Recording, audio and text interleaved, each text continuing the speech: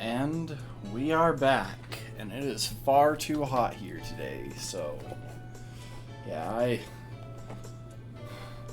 I'm only exaggerating a lot when I say that I almost died trying to get everything done before I needed to stream today.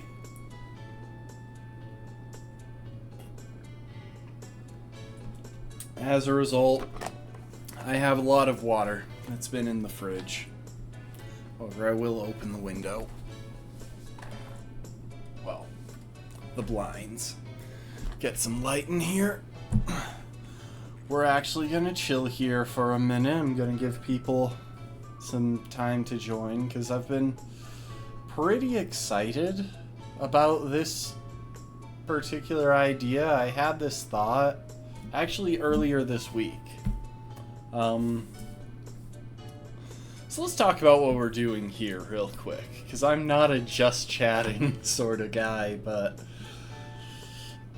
at work so a lot of you may know, I work from home most of the time, but about once or twice a month we all go into the office, spend some time, the boss wants it for team building and stuff, and that is within my limits as far as how much I'm prepared to be around people. So,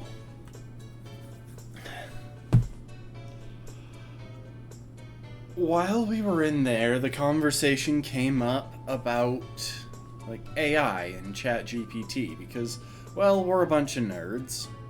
We crunch numbers and stuff, and there are a lot of those jobs that there are a lot of somewhat technical jobs that ChatGPT and other similar programs are replacing. And it got me thinking, because I spend a good bit of time planning challenge runs and looking to see if they're possible. Let me just do a quick example. So if I go to, let's see, Pokeearth, Hoenn, Route 103 should be pretty close to the start, and we'll toggle to Gen 3, Route 101, there we go. Let's say I have an idea, which this is actually an idea that I've been considering, of doing a run of Pokemon Emerald using only Dark types. Well, when I have that idea, I want to see if it's possible. And one of the first things to look at there is the available encounters. So if we go to the first area that we get access to in Pokemon Emerald, it looks like there is a Dark type right there, right off the bat. So that's helpful, because that's well before the first gym.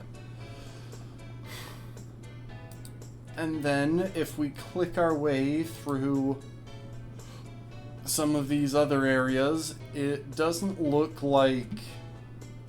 I noticed this Sharpedo's here, but that's pretty late in the run, because it looks like we need the Super Rod. So it doesn't look like there's an encounter on 103, but on Route 102, this one's a bit sneaky. We see a C-Dot, which evolves into a Dark type. And typically what I'll do is I'll go along clicking my way through the plot progression of the game like this until I've gotten to a point where I feel like I've got enough options that the remainder of the challenge should be possible. I just look for all of the different bits and bobs that will eventually make up my team, my useful items, things like that.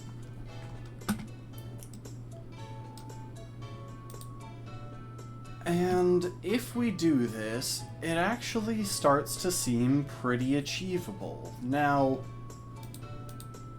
Poochyena I've already done the looking here, but Poochyena and Seedot are the only legal encounters prior to the first gym. Still, those are some decent encounters. Poochyena has bite early enough that it should pretty realistically be prepared to muscle through Roxanne's rock types, even if I don't allow myself to use Seedot until... Oh wait, no. Seedot does evolve right off. So it's pretty believable that I could get both of these. And if I get Seedot, then the TM for Bullet Seed, which we can actually find here on Route 104 somewhere. TM9 Bullet Seed, which is Bullet Seed. That pretty well trivializes Roxanne. This is the sort of process that I do when I'm planning a hardcore Nuzlocke. And I got curious because this takes a fair bit of research and technical knowledge and game knowledge. And especially with challenges like the Pokemon Sun Height Lock that we just finished up last night, I tend to struggle a bit because I don't have that game knowledge, and because trying to pull in all of the various bits and bobs of information from across the entire internet gets really tricky. And sometimes it's just not possible as far as I can tell. So, I was curious, how would AI do at planning a hardcore Nuzlocke? Well, this is kind of what we're going to test. I want to spend some time here working with the AI and asking it questions to see if it can come up with a reasonable strategy for some different hardcore Nuzlocks. I'm going to start with some that are relatively easy, and then we'll do our best to progress to some that are a good bit harder. So, we're going to ask some preliminary questions, we're going to work our way through this, and one thing worth mentioning is that while I am testing this, I believe ChatGPT 3.5, yeah, it has limited knowledge of the world and events after 2021. Now that's actually a surprisingly important thing, because if we hop over here to YouTube and look up, say, Flygon HG Grass Only, as some of you may know, there's been a pretty big boom in hardcore Nuzlocke, in monotype hardcore Nuzlocks across YouTube. They've become some really popular comment, and several YouTubers like Flygon HG and Keegan J have been doing a lot of them for the past little bit. However, it's worth noting that this whole craze more or less started with this video right here. Pokemon Emerald Hardcore Nuzlocke using grass types only by Flygon HG.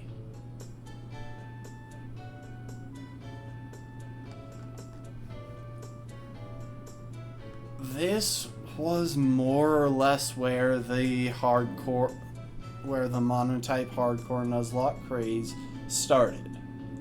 A lot of people took the idea and rolled with it. I've done quite a few myself, including 1 on stream, 2 on stream.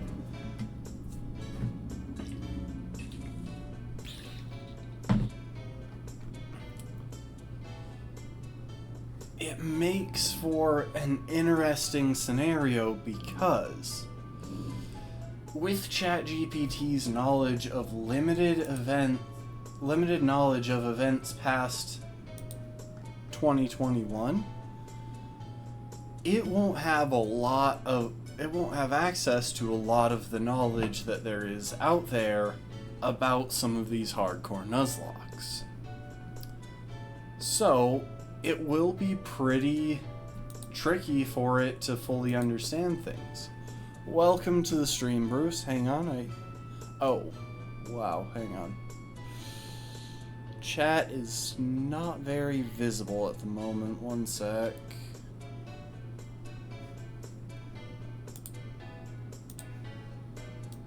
Sorry, gonna do something here.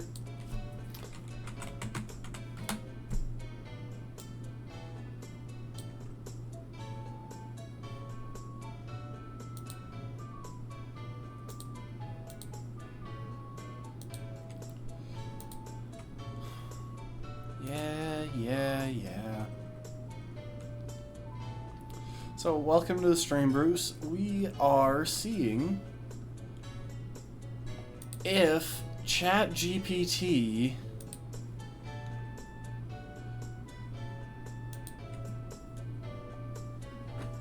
can plan a hardcore Nuzlocke. Okay, let's see. Chat, text settings.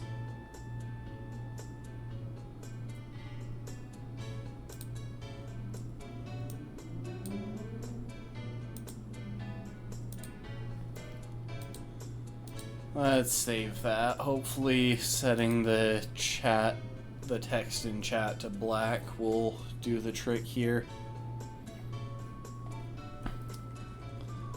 I've just been running through what some of the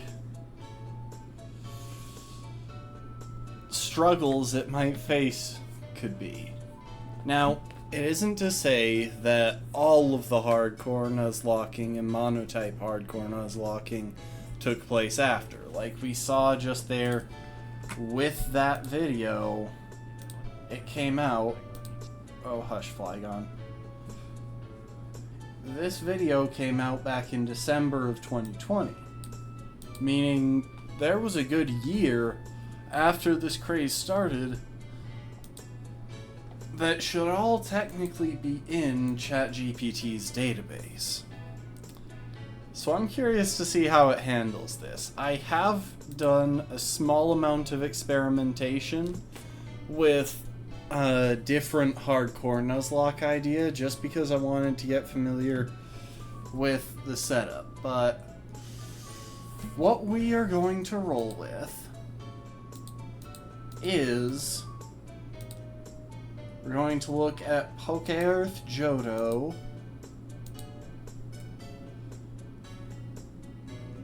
and we're going to talk through my planning process for a hardcore Nuzlocke of Pokemon Heart Gold or Soul Silver using only bug types.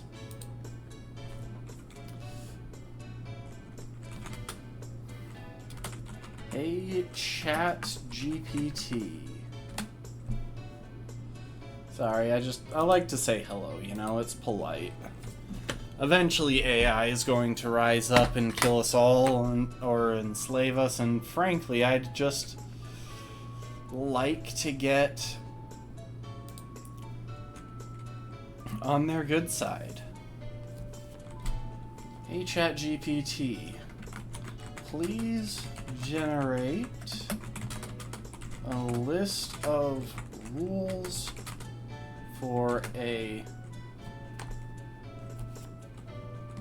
typical hardcore Nuzlocke.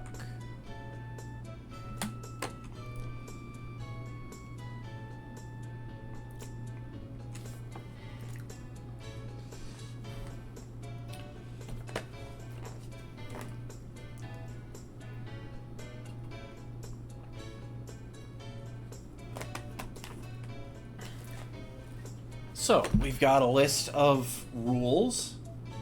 We have the Nuzlocke, we have the standard permadeath. 1 encounter per area or route. Good. No duplicates.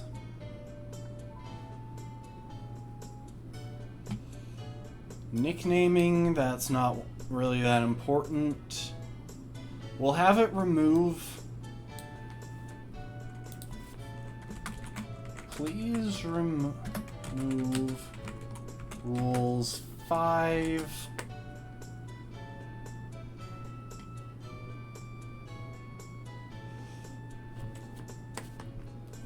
Nine, 10. Oh wait, no, 10's fine. 11, 5, 9, 11.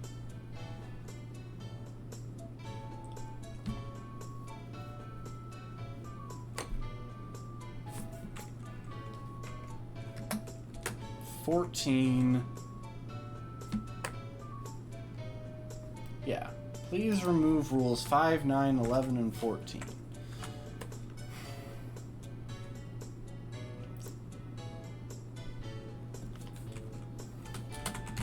Then, update. So at the moment we're just teaching it what we mean by a hardcore Nuzlocke.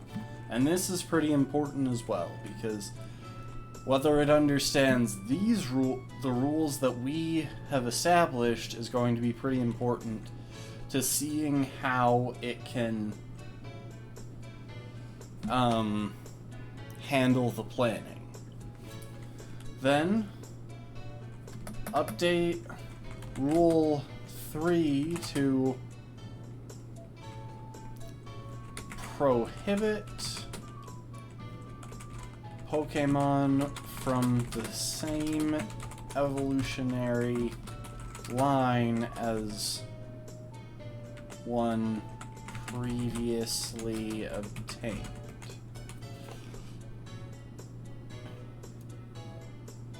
And these rules are different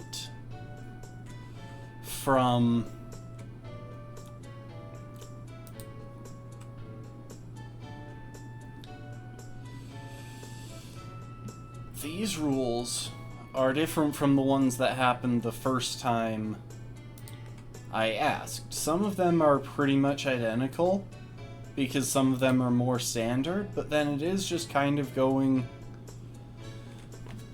through and seeing, okay, these are all rules that tend to be in hardcore Nuzlockes.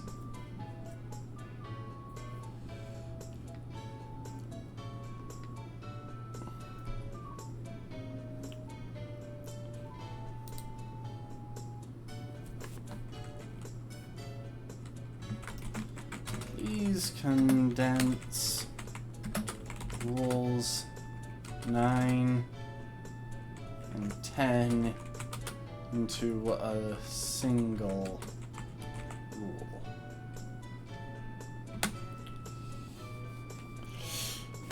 Sorry, that was going to keep bugging me until I asked for it.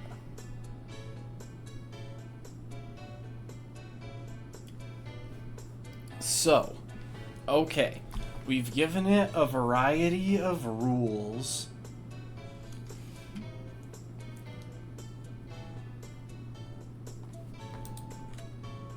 Now we're into the tricky part, because so far we're just asking it to find and source information. We're just asking it to find information and more or less regurgitate it to us.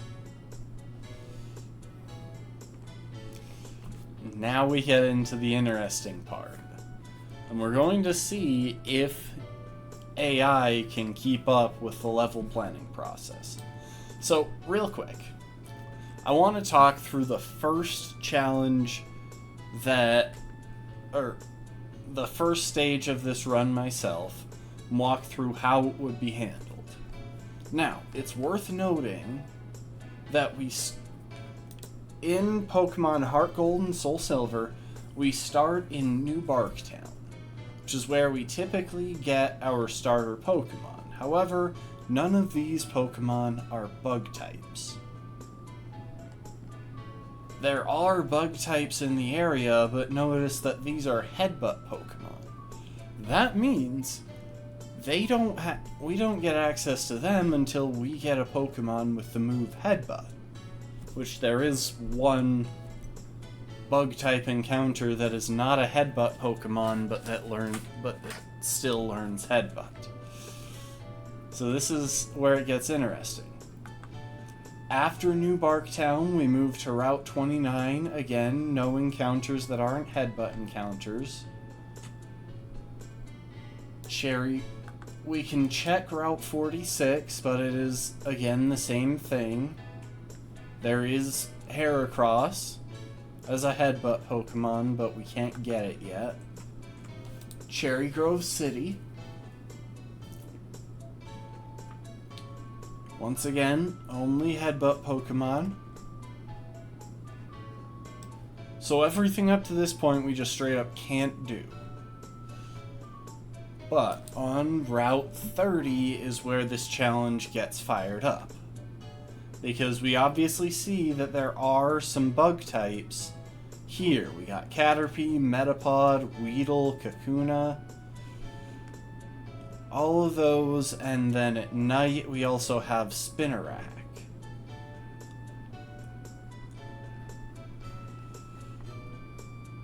Now, that begs the question. So, first of all, let's take note of what we learned from this page in real time. Caterpie and Weedle seem to be version exclusive. Let's check that. So, Caterpie is available in several locations in Heart Gold, but only in the bug catching contest in Soul Silver. And the reverse is true for Weedle. It's generally available in Soul Silver, but only available in the bug catching contest of Heart Gold. So, immediately that brings what game we want to play into question. Next.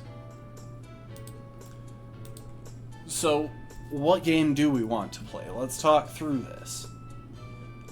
Instinctively, I would tend toward Heart Gold, because Caterpie and Butterfree are generally a good bit better than Weedle and Beedrill. Despite the fact that Beedrill was our starter in the Poison-only monolock in Pokemon Y, Butterfree gets access to a number of utility moves that can be used to help make very difficult fights a lot more manageable, including Compound Eyes boosted sleep powders at a very early level. However, there is also Spinarak on this route at night if we're playing Heart Gold.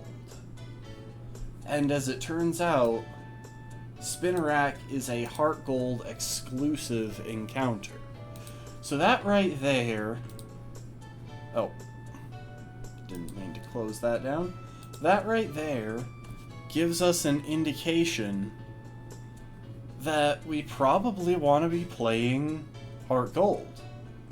Let's see what the AI thinks.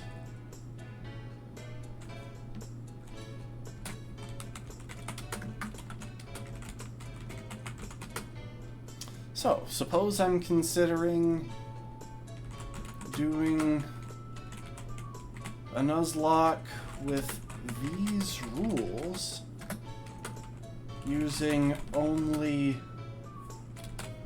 bug type Pokemon in either Heart Gold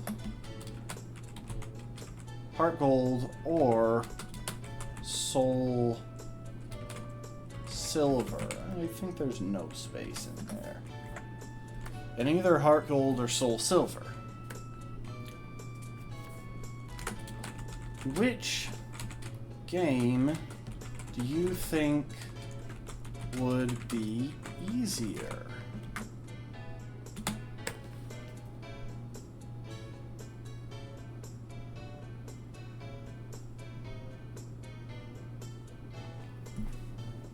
Okay, so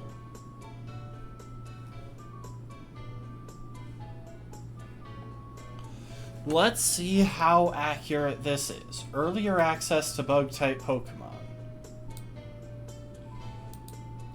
Already, it's not quite correct.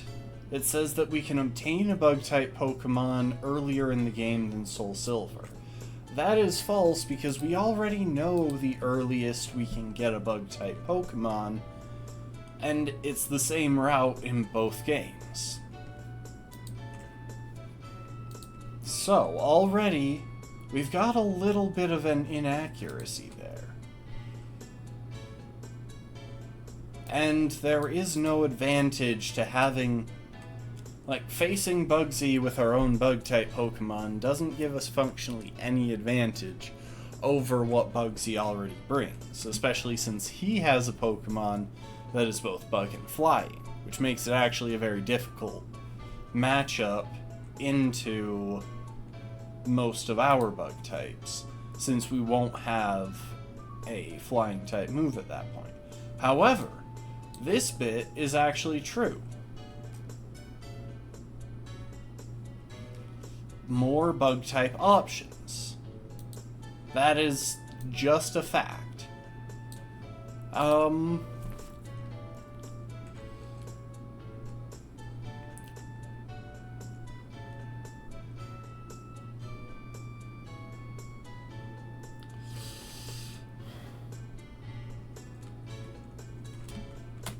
Let's check its information on a specific detail. Which bug types are available in both games, and which ones are only available in one or the other? Oh, I forgot to put a question mark.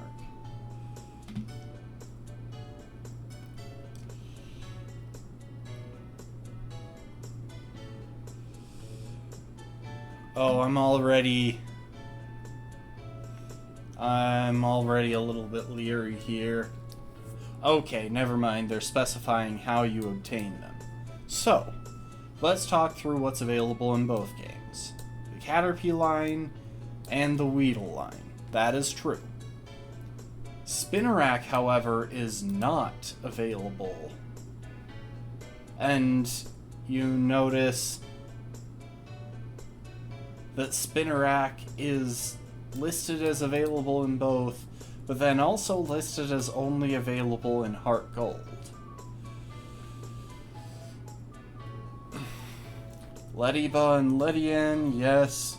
Yanma, Pinecone, Fortress and Shuckle, and Heracross. Absolutely true. But then they proceed to list... I just noticed...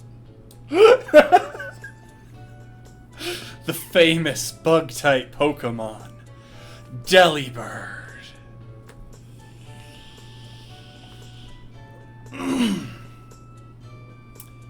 It's also worth knowing that I'm pretty sure Scyther is available in both, hence why it's listed in both. However, Paris and Parasect, that is correct. And yes, I am sure that Delibird is only available, like, Delibird being the bug-type Pokemon that it is probably only available in Heart Gold, so it's a little bit confused. I'm going to see if I can just point out its mistake and have it corrected.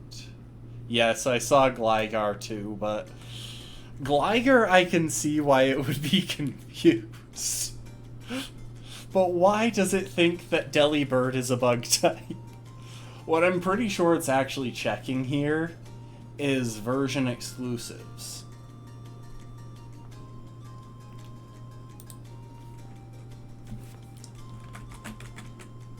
Please double check these lists. There seem to be some repeats. Also, Delibird isn't a bug type Pokemon?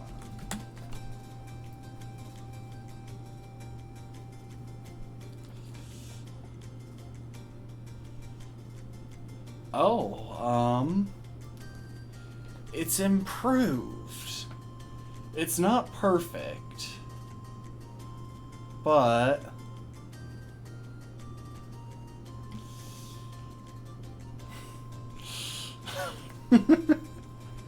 I still can't get over the fact that not only did it include Delibird, but then it didn't catch Gligar when I had it repeat the list.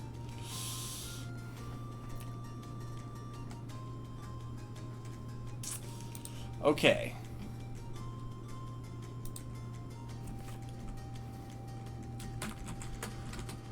Who is the first... No, what is the first major boss?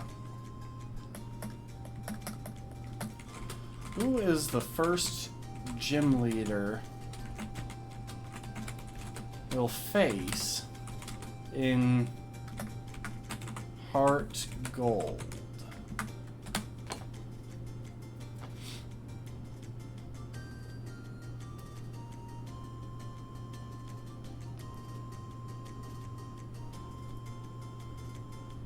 I love how they say typically. So let's see. In Pokemon Heart Gold, the first gym leader you'll face is Faulkner. He's flying type, that's correct. He's in Violet City, that's correct. That's redundant. You already told us that he uses flying type Pokemon. There's no need to say typically because he always uses Pidgey and Pidgeotto. Despite Hoot Hoot and Noctowl being there. Defeating him will get us the Zephyr badge.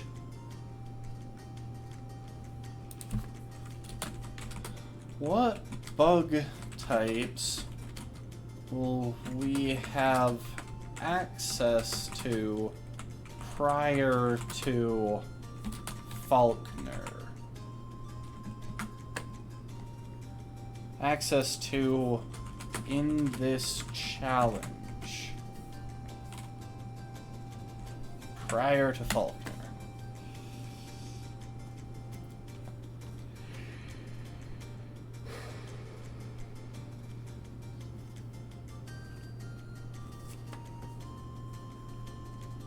Now, this is an important thing. ChatGPT is listing all of these on Route 30.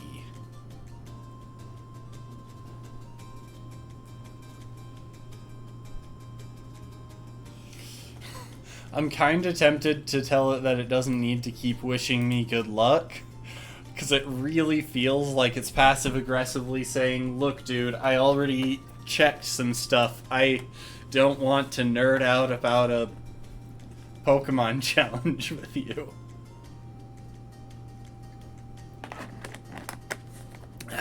Water. So, there are a couple issues here, though. It only lists them as Route 30, and Weedle can't be obtained in Heart Gold on Route 30.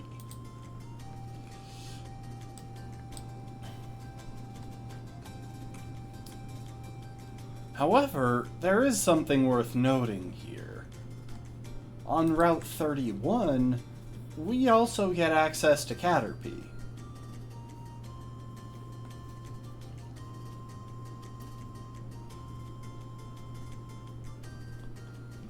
I'm sure there's somewhere that we could get access to... Hang on, I'm curious.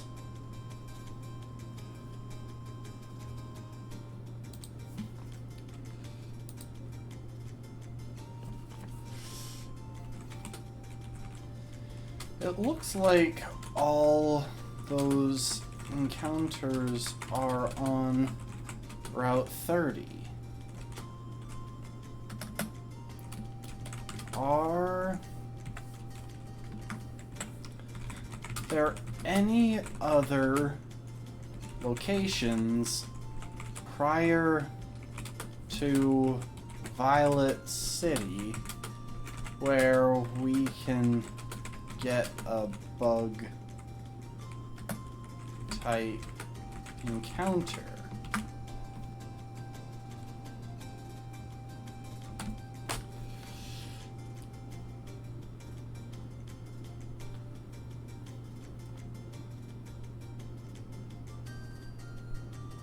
Oh wow, that is just completely wrong. I am like 99% sure that there are no bug type in... Wait, Union Cave? Pretty sure we don't even get access to Union Cave until after Faulkner. And yeah, it doesn't look like... It really doesn't look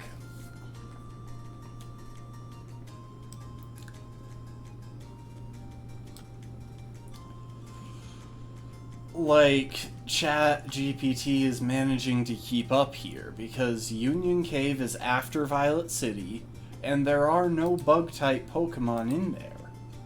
So this is something that one of my coworkers pointed out.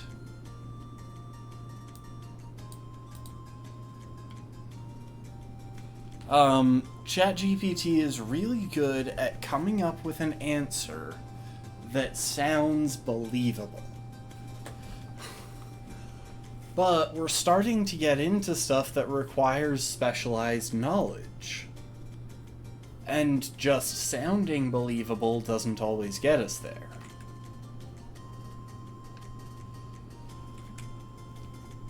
So this is getting interesting. Now, I am going to say... I'm going to bypass this. We're going to...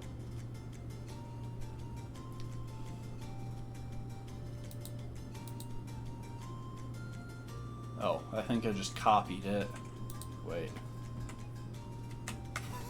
Yeah, I just copied it.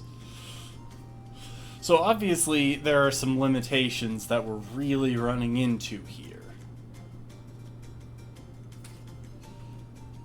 It has already... It's actually already gotten several things wrong, because it's worth noting, Venonat and Venomoth are available in both games. Real quick, I'm going to show y'all something. As far as encounters go, let's just skim through the bug types that I already know are in one or more of these games, just so we have the overarching picture of the run. This is another way that you can approach these things. It's just, I would say, a little bit less reliable, because it involves,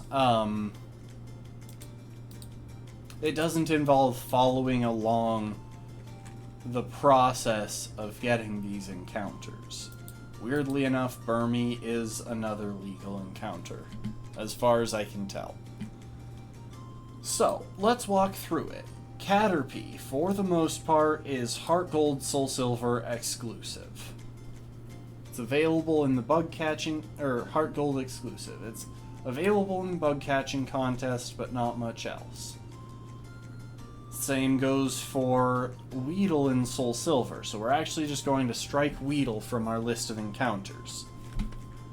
Paris is in both. It's in Ilex Forest, the Safari and the Safari Zone in Heart Gold.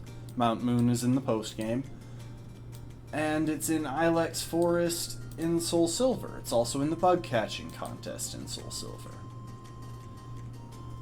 Venonat is exactly the same in both games.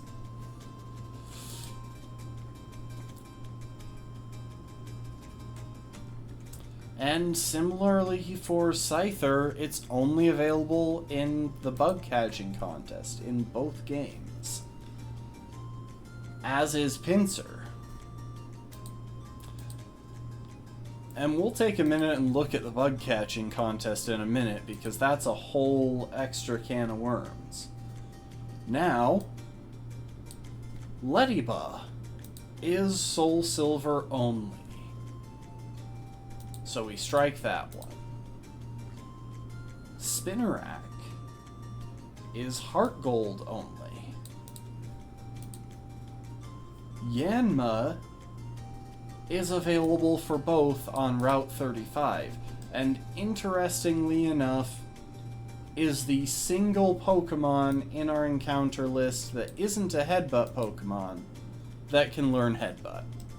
So all Headbutt encounters have to wait until after Yanma is caught.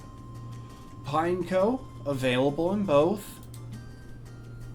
And Scizor. Oh. Scizor is under the same heading as Scyther.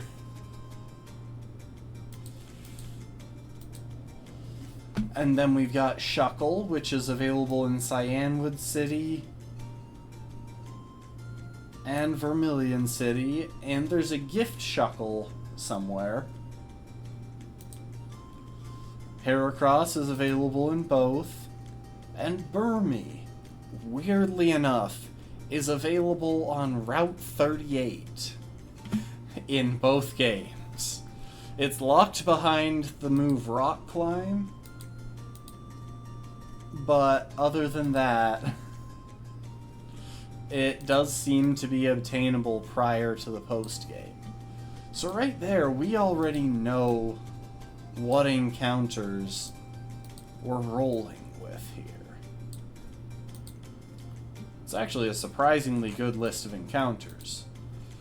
So, with all of that considered, there are some clear issues here.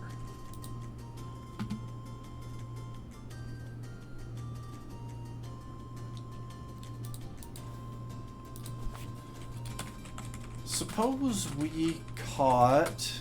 So, our two encounters, for the record, are Spinnerack on Route 30. We would probably go out of our way to get that one at night. And then Caterpie on Route 31.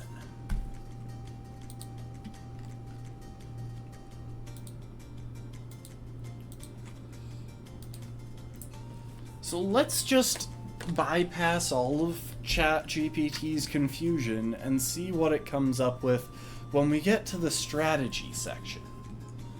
Suppose we caught Spinnerack on Route 30 and then caught Caterpie on Route 31.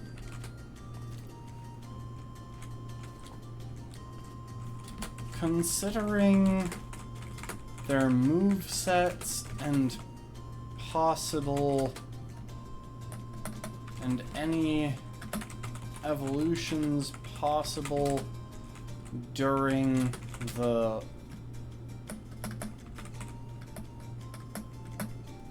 under the level cap,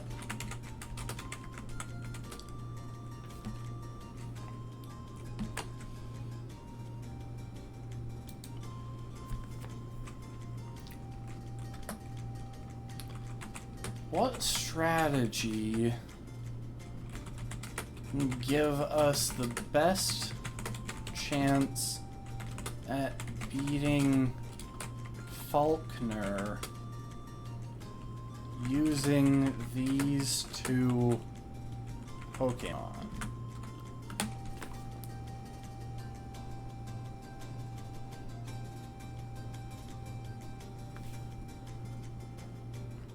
You can kind of already tell if you're reading somewhat fast that these strategies aren't great in some ways.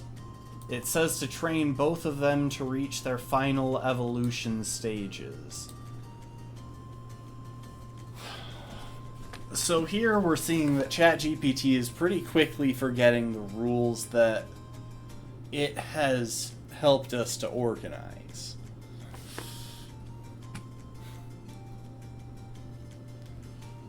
Yeah, we can't evolve into Ariados because that's past the level cap. But we can evolve Caterpie into Metapod and then Butterfree. Butterfree will learn Confusion. Fury Swipes is out of reach, though.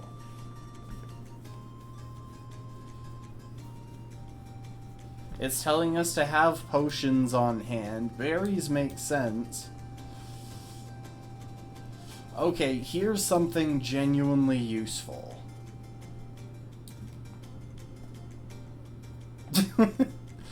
Jeez, this is just so incorrect at this point. Start the battle with Butterfree and use Confusion against Pidgey. Psychic-type move will apparently be super effective and should deal significant damage. And then it's saying that Butterfree fainting is inevitable.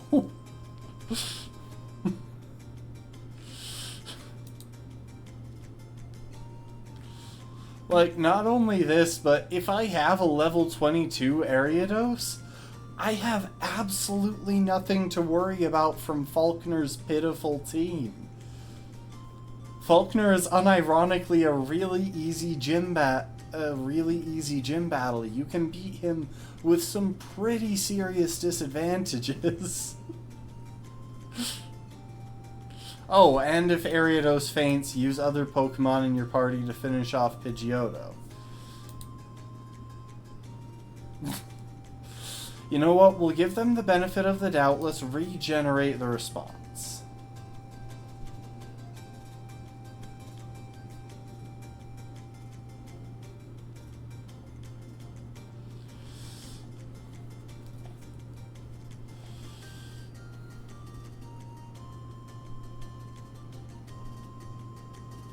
It's still very convinced that Pidgey is vulnerable to Psychic-type moves.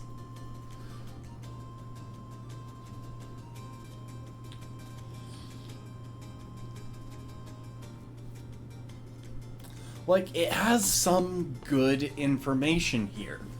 For example, yes, Confusion is by far our best damaging move for this battle.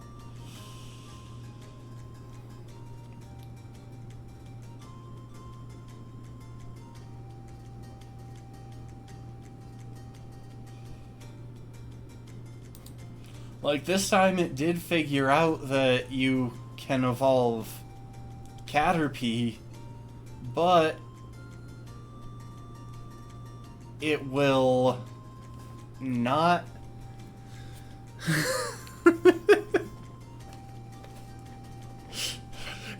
You see why I wanted to do this for a stream, because some of these things are just kind of unhinged.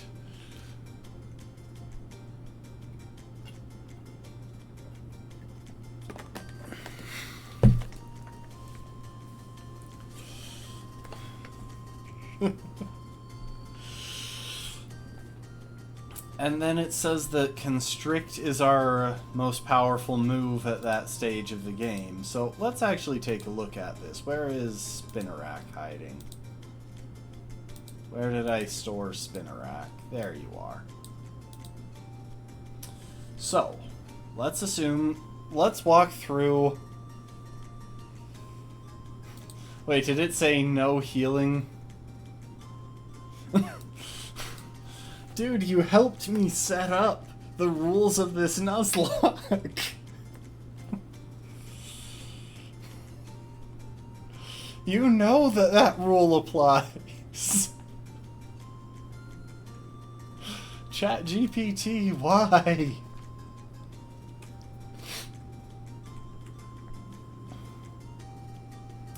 Like, there are bits and bobs here that are actually decent information. Obviously, yes, your best option with Caterpie is to level it all the way up until it evolves into Butterfree and teach it Confusion, because that is the strongest damaging move that we have access to up to that point. However, at that point, it really doesn't give us anything specific to work with as far as Spinarak goes. It basically just throws Spinarak out the window. Which makes sense from an outsider perspective, because Spinarak isn't a good Pokemon to use in this battle. But when you've only got 2 Pokemon, you use what you've got. It's telling us to recognize that Bug-type moves aren't very effective. That's true. However, that doesn't matter because neither of our Pokemon learns a Bug-type move by this point. Yes, Spinarak's Poison Sting can do decent damage. Confusion is not super effective against Pidgey. His Pidgey is low level and his Pidgeotto is at level 13. If we get to a good level, that'll help. All good things there. This violates our rules. We do want to try to defeat Pidgey with a minimum of damage, though I actually think that using Spinarak for that task is probably the smarter call. And yeah, sure, be prepared for losses. It loves slipping in this bit of advice, because I guess this is the most popular thing said in blogs about Nuzlocks.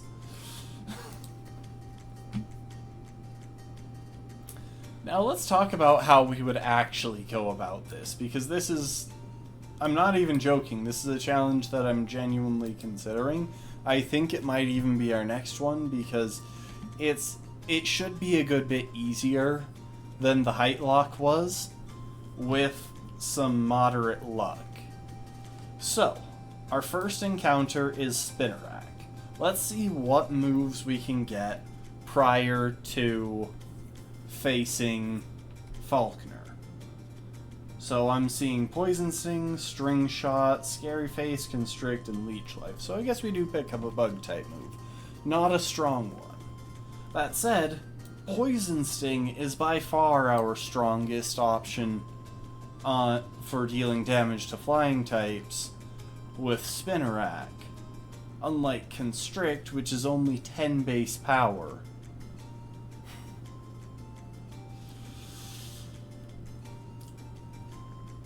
So that's already one point where ChatGPT is off.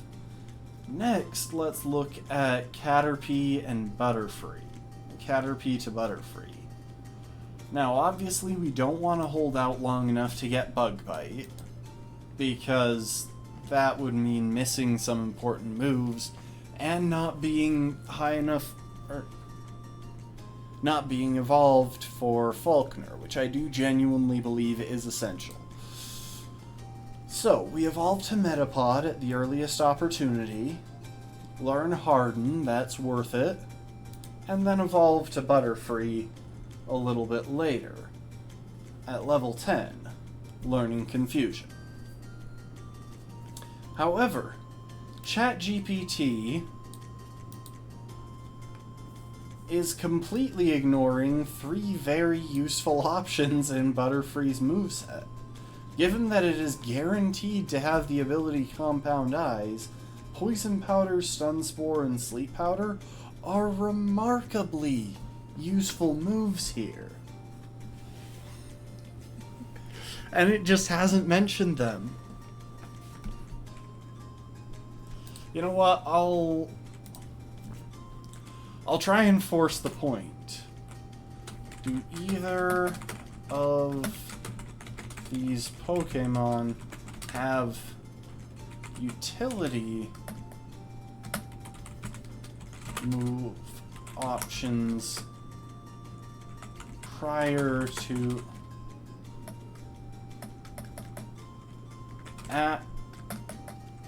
how do I put this? At or below the level cap that would help give us an edge into Falkner's team.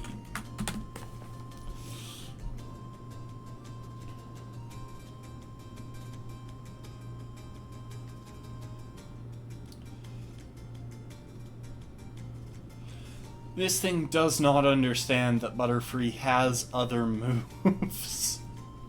I swear the only move it knows Butterfree is carrying is Confusion. Also, Harden does not sharply raise its defense stat. And using Harden a few times before switching is a complete waste of time.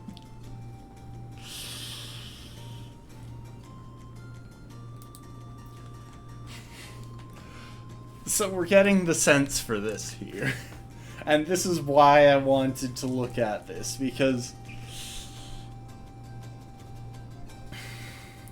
Okay, let's bring up the moral of this situation. ChatGPT can do some really interesting things. For example, now repeat that in the style of... How do you spell Tupac? Tupac Shakur.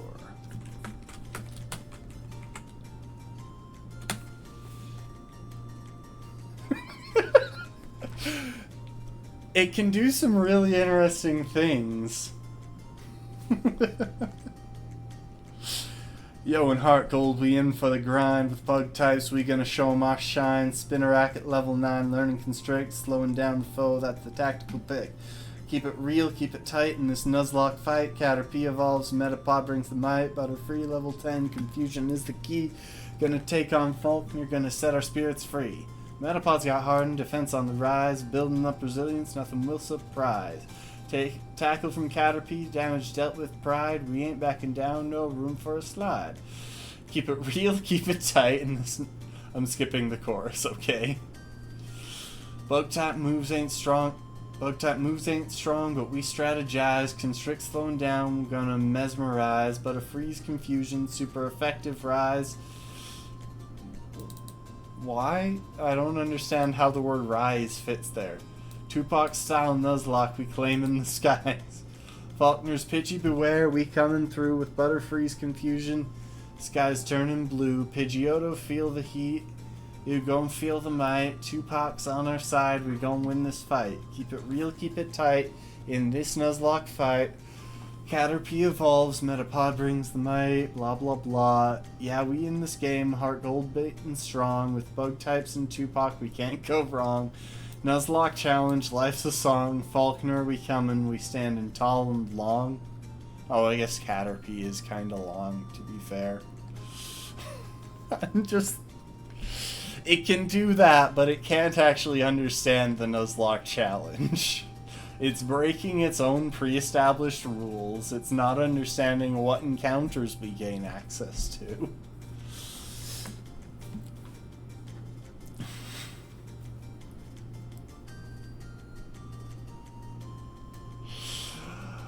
Oh.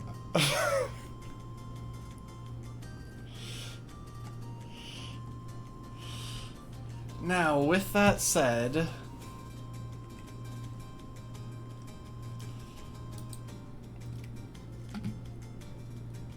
let's look a little bit farther ahead. And I'm actually going to short circuit the process.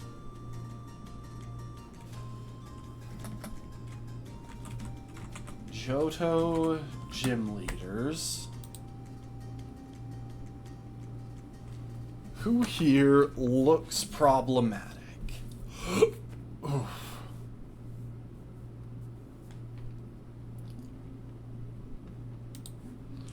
Okay, let's say that we treat Claire as our most problematic gym leader, which might actually be the case. Bugsy is probably surprisingly manageable if we get some speed EVs on Butterfree and land an early sleep powder.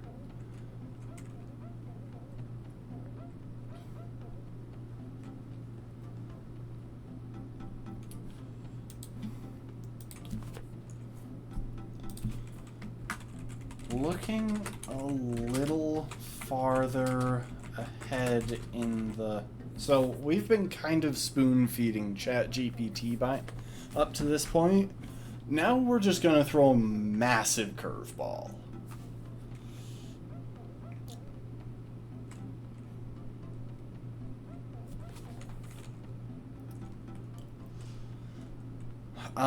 By leaping well past where we are and asking about the Claire fight. Looking a little farther ahead in the challenge, I notice that Claire, with an E or no? The Blackthorn. Nope, again, not an E. City gym leader might be a problem.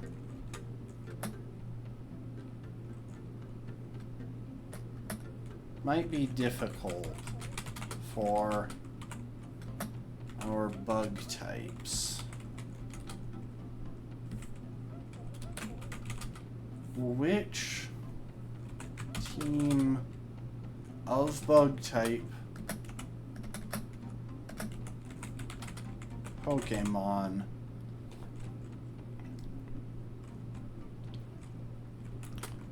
along with their moves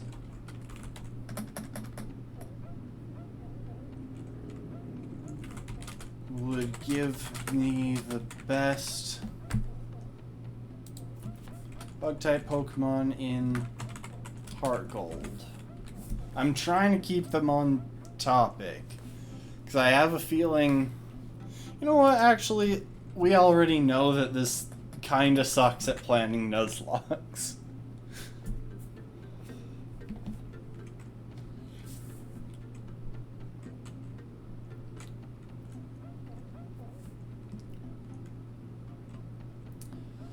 Which team of bug-type Pokemon, along with our moves, would give me the best chance at beating Claire? Are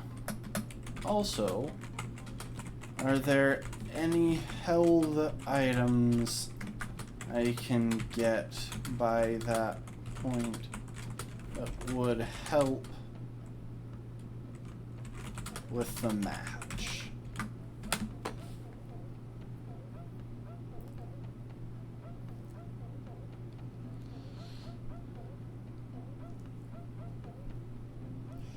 Okay.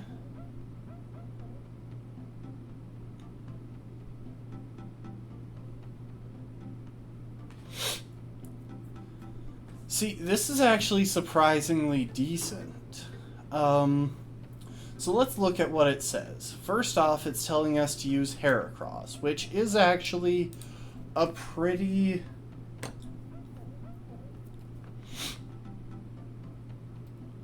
Heracross is easily the best Pokemon in this thing.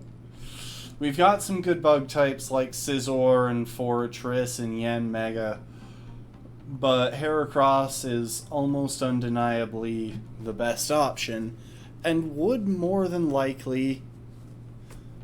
Yanmega is actually obtainable. I don't think it knows that, but it is actually possible. We're going to...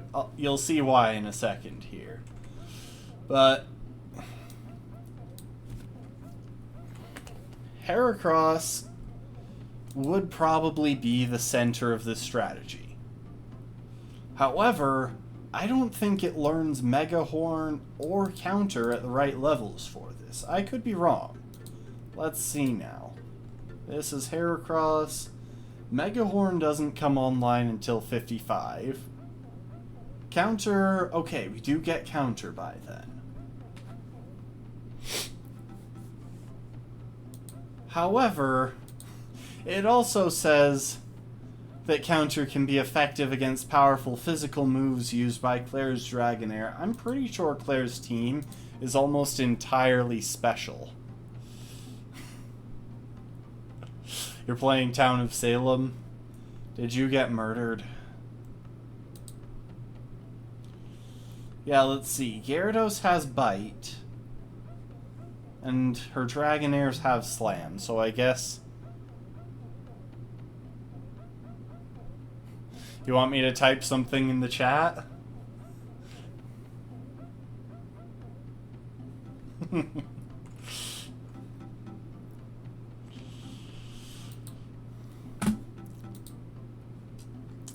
Okay, so parts of what they recommend for... Oh, your game wasn't cooperating? I'm sorry, that does suck.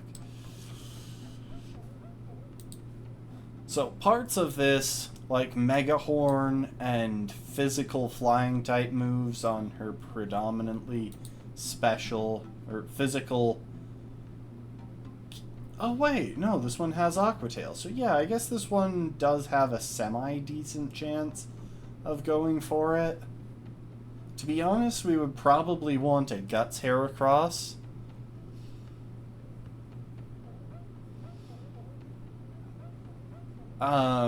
Just to make sure that we could be pre-poisoned or something to dodge Dragonair, but we obviously can't control that. So, Mega Horn isn't an option, and Counter would probably be less useful than it seems. That said, Brick Break is probably a good option. Now, let's talk about Yen Mega. It says Bug Buzz, Air Slash, Ancient Power, and Protect. First off, there is no reason to carry Protect on it. But, let's talk about Yen Mega real quick. Because this one, believe it or not, is actually possible. Though it might not be... Okay, it is actually possible by Claire's level cap. Because all you need to evolve Yanma into Yen Mega is to level up with Ancient Power, which Yanma learns at level 33.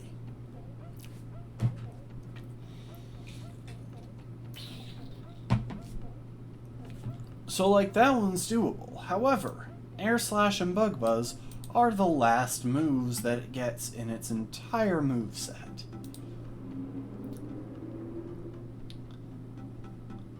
And Yen Mega is no better with that, in that regard.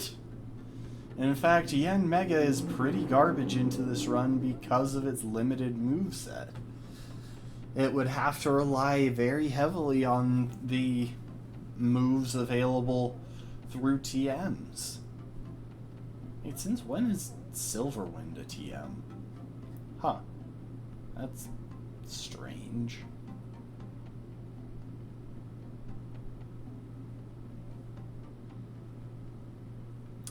Now, if we got to the right move tutor, we might be able to pick up some stuff. And as I said, Yanma does still learn Headbutt, which makes it very vital to getting some of these. Scizor. You know, there's a really good chance in this generation, if we manage to get a Scyther at all, which is actually pretty unlikely. Something I should mention. Scyther and Pinsir are only available through the bug catching contest. Let's take a look at the bug catching contest real quick.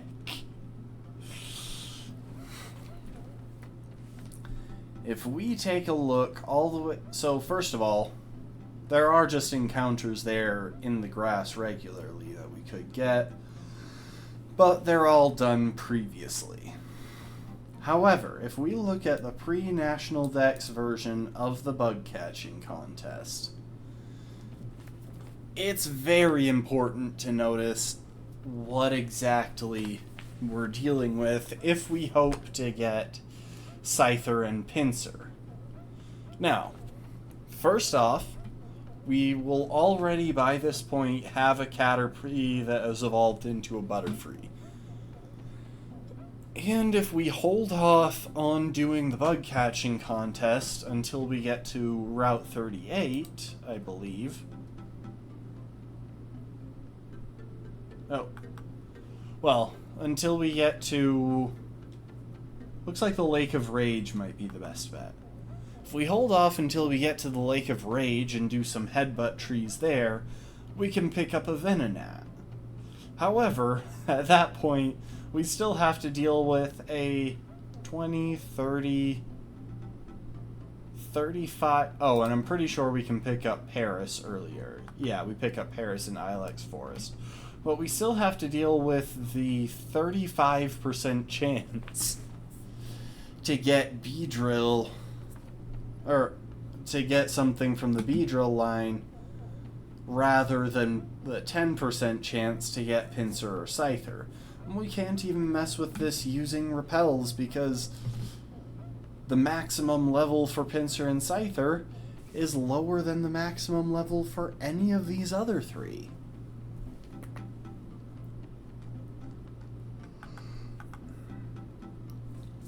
So the unfortunate fact is that even if we make it all the way there, there's a really good chance that we don't get Scyther or Pinsir. Scyther obviously being the better option, since Pinsir is basically just a worse version of Heracross in this generation. Okay, let's keep going. Oh, and what I was saying, the other thing I was saying, is that even if we have Scyther and we track down a Metal Coat, which I'm pretty sure is possible at this stage.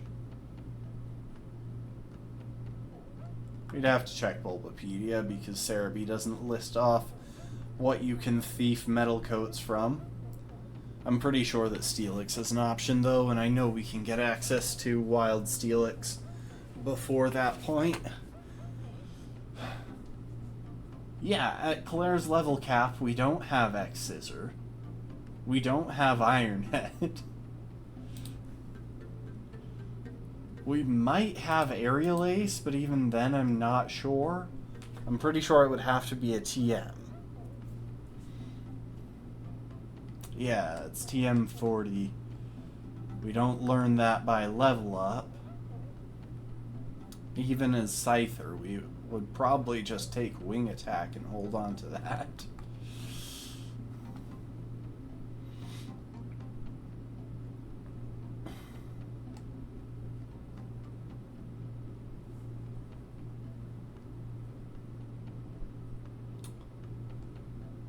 And sadly, until we get access to the move reminder, we don't get Bullet Punch on Scizor.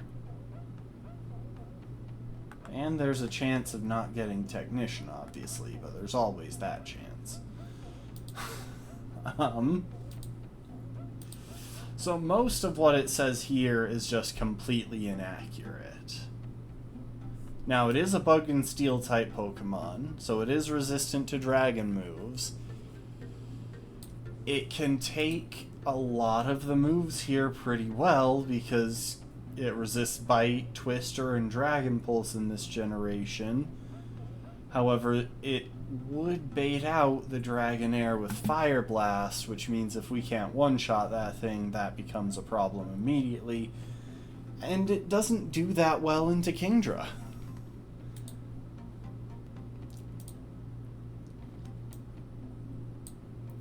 And Aerial Ace isn't even the best option into Clara's Kingdra, because X-Scissor would, if we had it, would do more. Fortress. And it says that Explosion can be used as a last resort to deal massive damage, especially if you're dealing with a tough Dragonair. Like...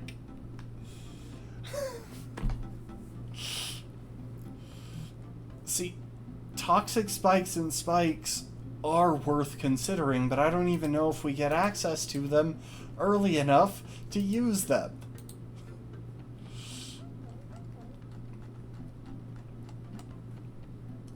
Oh, where is Pineco hiding?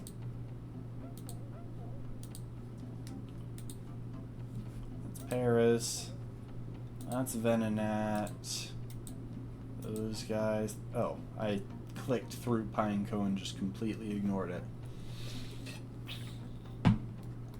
Also, Toxic Spikes is an egg move. We can't teach it toxic spikes. Pincer, it's saying to use a TM. An egg move, I'm pretty sure. Let's see real quick. Okay, Scizor is available early enough. But then Close Combat is an egg move. Swords Dance is available. Earthquake is TM only.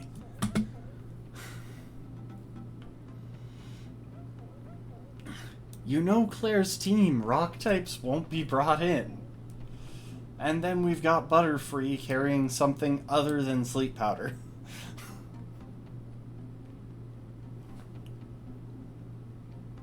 We don't get access to the TM for Psychic by this point. And I'm fairly certain that Quiver Dance is an egg move. I could be wrong. I'm not wrong.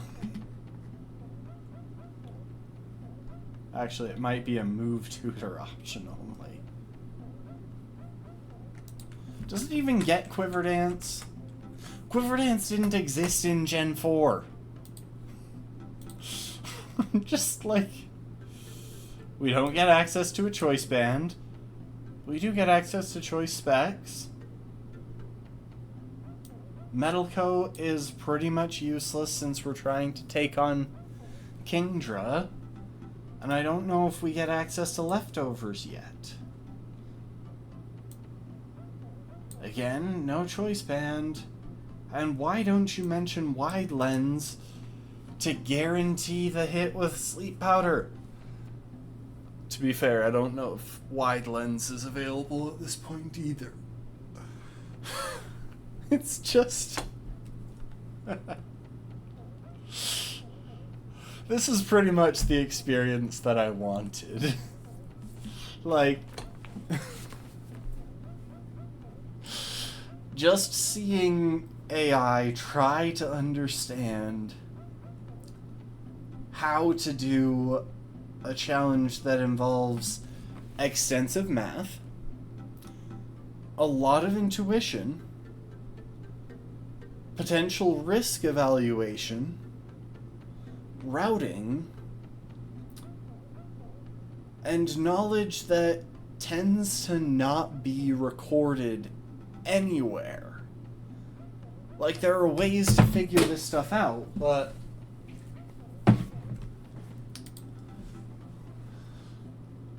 you know what? We're actually going to take a second here and talk through this.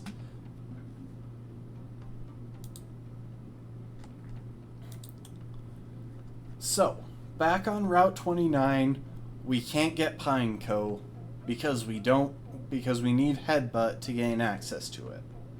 How do I know that? Well, I know that it's a Headbutt Pokemon because it says it right here. How do I know that we don't have access to Headbutt yet? Because I've played the game before. We get access to one patch on Route 46 very early, but there are no Bug-type Pokemon there. How do I know that we just get access to a route that is much higher number than where we are? It's because I've played the game before.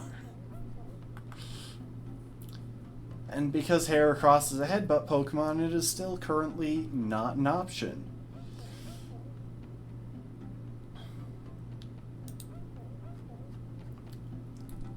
Same thing here.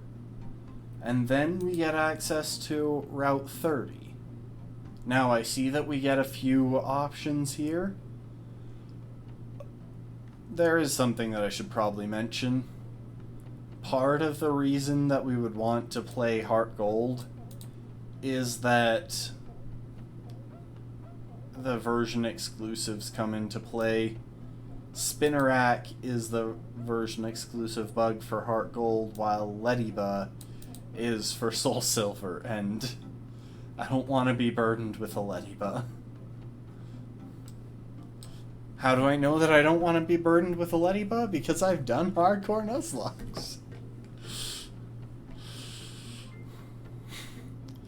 Oh, thanks for the raid, Will.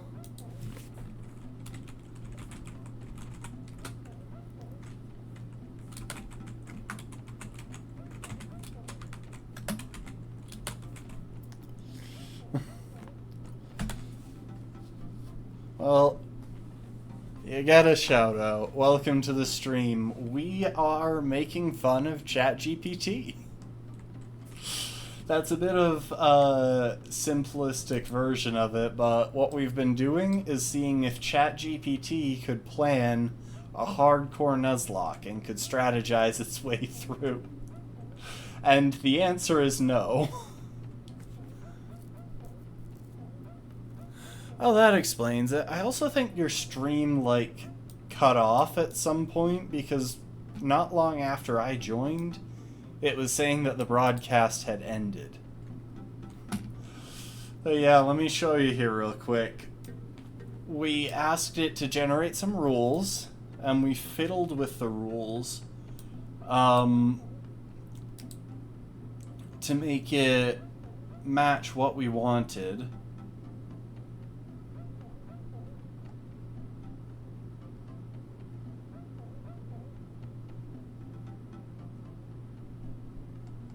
Also, I just realized it did not properly condense these two rules the way I asked, because both of those rules are still right here.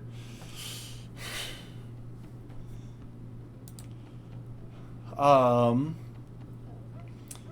once we had it generate the rule, once we had the rules there and I figured, okay, it can look back at these rules now, we started getting into the specifics and asked it about doing a bug type only run of Heart Gold or Soul Silver to see which it thought would be easier. And it very accurately gave the edge to Heart Gold, which has more encounters and better encounters. However, some of its logic is very flawed. For example, it thinks that bug types will give us an edge into Bugsy, which is not the case, nor is it a version difference. We have the same matchup into Bugsy other than our available encounters. Welcome to the stream, Buzzer. Thanks for joining with the raid. Yeah, we're heckling ChatGPT here. Heart Gold's Johto does not have more Grass, Psychic, and Dark type. That is just blatantly wrong. Trainers in Soul Silver are not higher level, and Eevee doesn't matter for this run. Then we started asking it about specific encounters, and it had some duplicates when it tried to list what was in both and what was in just one or the other. But the best part about this is that apparently Delibird and Gligar are bug-type Pokemon. Now I can see how it would get confused over Gligar, but come on. Really? Oh.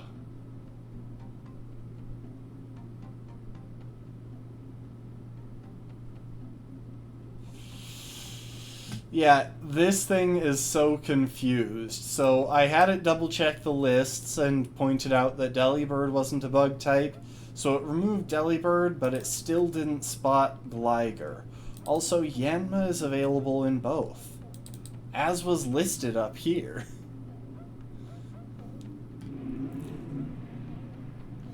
So accepting that it wasn't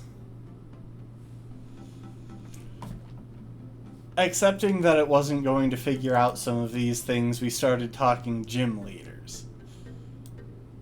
It talks about Falkner, so I asked what bug types we'll have access to prior to Falkner. And it says that all 4 of these are available in Heart Gold prior to Falkner. First of all, Weedle and Ladybug, not in Heart Gold. Second, it listed all of these on Route 30, but didn't mention Route 31, where Caterpie and Spinarak are also both available. And then it tries to tell me that Union Cave, when I asked it about it, It tried to tell me that Union Cave was another area where we could get bug types. That is categorically wrong. Not only can we not get to Union Cave before Falconer, but Kakuna and Metapod are not wild Pokemon in Union Cave. So at that point, I just straight up said my strategy. Suppose we caught Spinarak on Route 30 and then Caterpie on Route 31. I asked it to come up with a strategy for Scyther. And there's some interesting crud here. For example, it seems blatantly convinced that Confusion is Butterfree's only move that it gets before the level cap for Falconer. And that Constrict is our best option on Spinarak for dealing with Falconer's flying types, even though Poison Sting is stronger. Oh, and apparently Confusion is super effective into Pidgey. Oh, and the no healing items in battle rule doesn't apply to Nuzlocke gym battles, so just be aware of that. Even though we had it make the rule so that it does, in fact, apply to all battles. I did not put a clause in there for gym battles. I mean, yes, Will. Pidgeys look very confused, but can you confuse something that is already confused?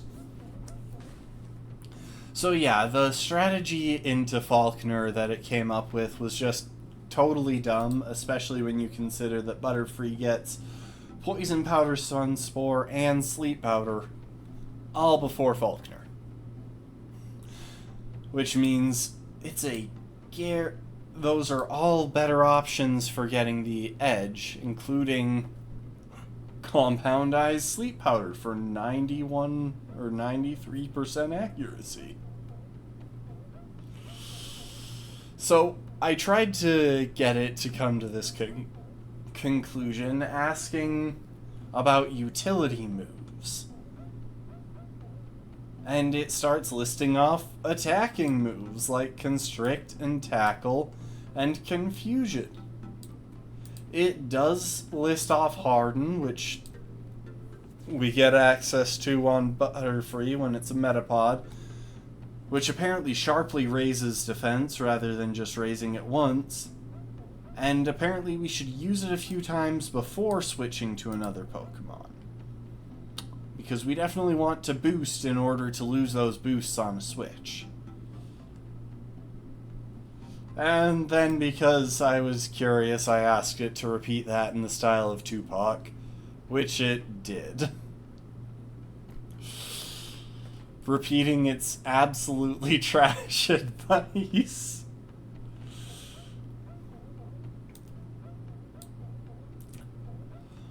So, accepting that it was not going to figure out Falconer, I tried changing gears and saying, let's give it all of the options in the run prior to the 8th gym leader. What kind of team will it put together, and what movesets will it give them?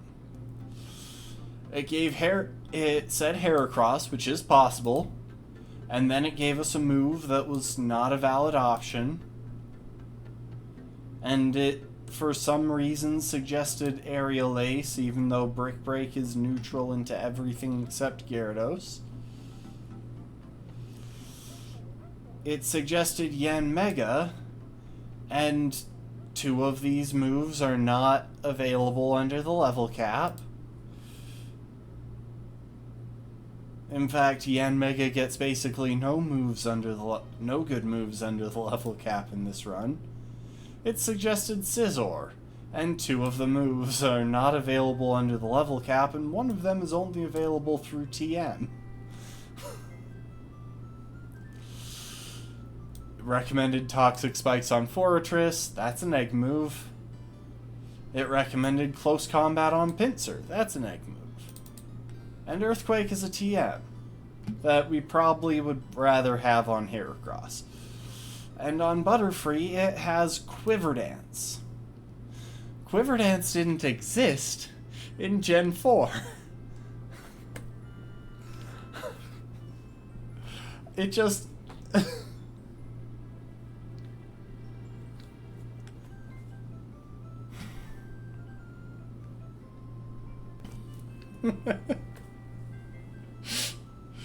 So, to answer the overarching question of this stream, can ChatGPT plan a hardcore Nuzlocke?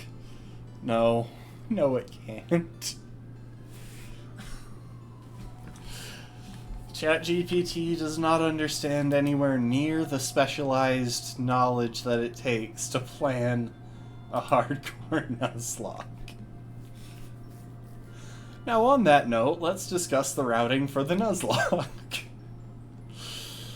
We pick up Spinnerack on Route 30 and Caterpie on Route 31. I don't think we get access to any especially useful items at this stage, so we just kind of gotta roll with it.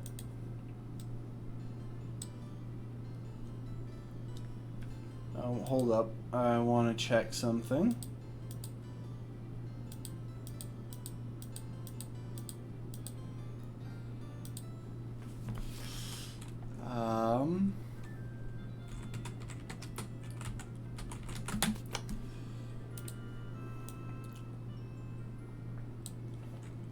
So let's see. TM44 is apparently available here. That is Rest.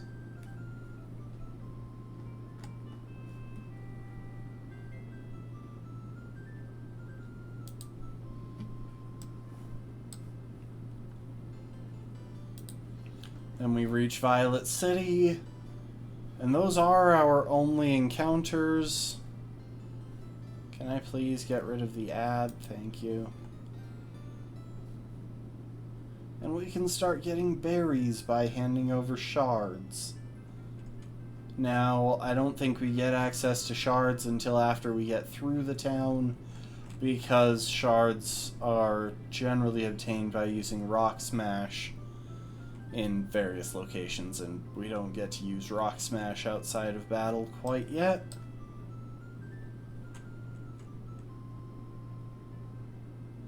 Oh, and the game thought that the gym badge... ChatGPT thought that the gym badge gave us the ability to use Flash outside of battle, not Rock Smash.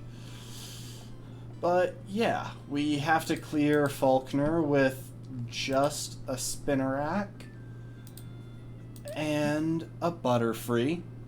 That should actually be surprisingly manageable with even just moderately decent sleep luck, firing off confusions for our damage and putting the opponent to sleep as often as we need to. I think that we can get Butterfree fast enough that it'll outrun Pidgeotto. Let's see real quick. His level 13 Pidgeotto has a slightly higher base speed stat, but depending on nature, we might be able, and IVs, we might be able to get enough EVs to outrun it.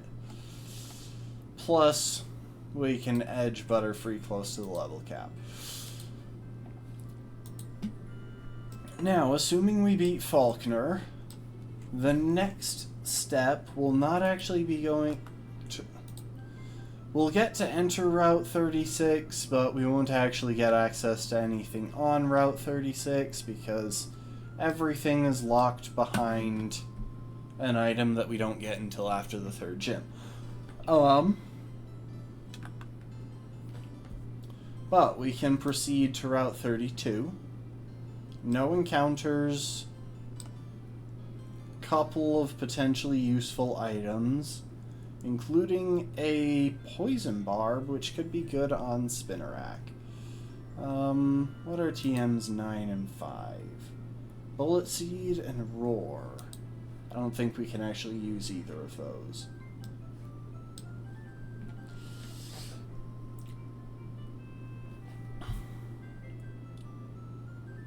We can visit the Onion Cave and the Ruins of Elf. Ruins of Elf doesn't give us access to any encounters, but we can finally farm some decent shards for various items. And apparently there are some surprisingly solid items to be found just in general here. That life orb catches my eye, but I think that might be unavailable until the post game. We get access to Onion Cave. We have to clear that. Luckily, we only have to clear the first floor because the basement is blocked behind surf. Route 33, nothing too crazy. Again, another place that we can headbutt to try for a Heracross, but we don't have headbutt yet. And finally, we reach Azalea Town. So, Azalea Town is tricky. Mainly because we have to beat enough gym trainers to reach Bugsy, and then we have to beat Bugsy himself with his incredibly problematic Scyther. Now, luckily, both of our Pokemon resist U-turns from Scyther. So again, potentially manageable. We even have a Poison type to more or less block off anything that Kakuna could do. And Spinarak gets Nightshade by that point, so that's a solid damage option. And Butterfree gets Gust by that point, so that's super effective damage. And Bugsy, I would say, is the hard wall in a lot of Heart Gold and Soul Silver Nuzlocke, so that's nice. And then we finally get access to Ilex Forest. We can pass through there, picking up a Pinsir on our way. Some of these things are only available in the post-game. But yeah, we pass through there, pick up a Pinsir on the way, probably grab that TM12, whatever that is. Oh, it's Taunt. That's nice.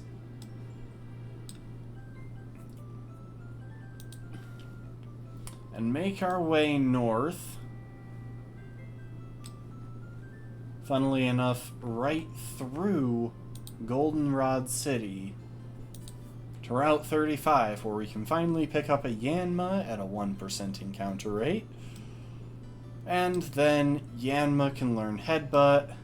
We can backtrack and pick up Heracross for the Whitney fight. So that's early game routing. And yes, I had already looked into this run. So I kind of knew what to expect already.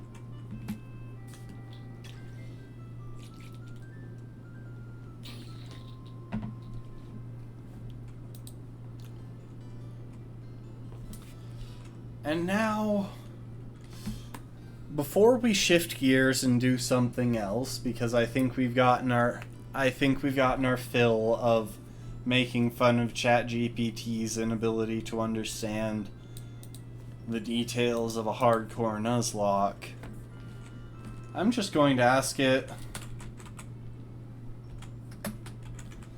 what music would make the best backing track for this match?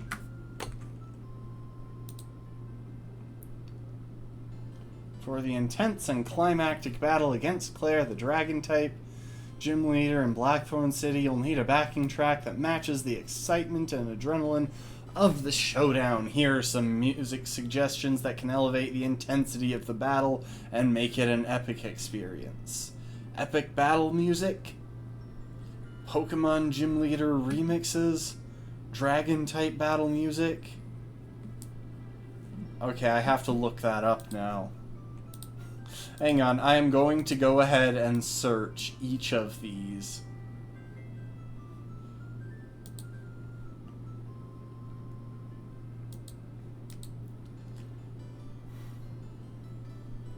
Epic orchestral music or Tupac style battle beats.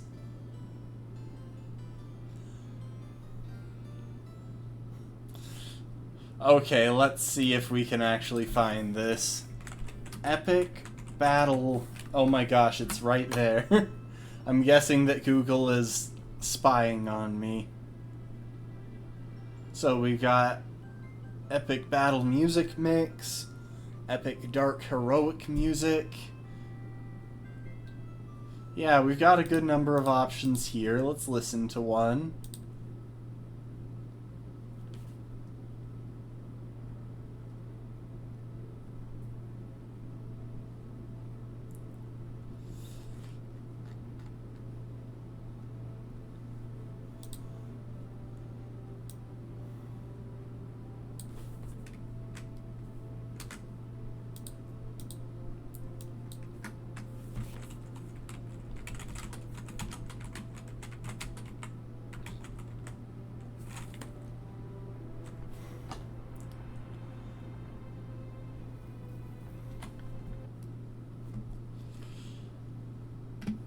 So we got some Gym Leader remixes.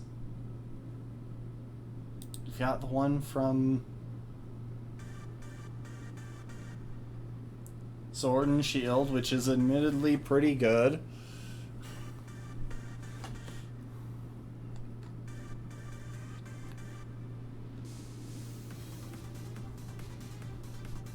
And it looks like this is a remix.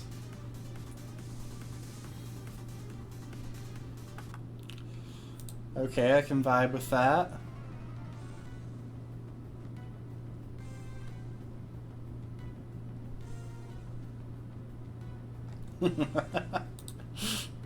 Dragon type battle music.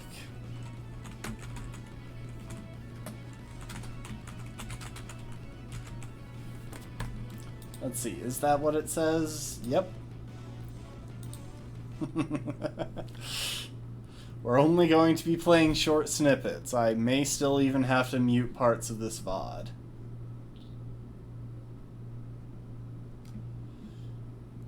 Yeah, it doesn't really have great responses there.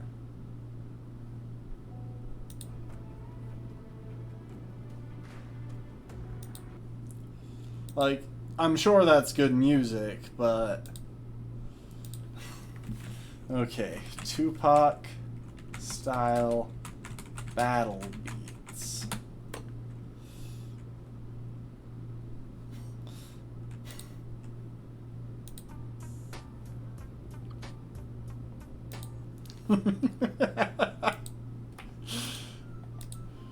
Oh, I love it.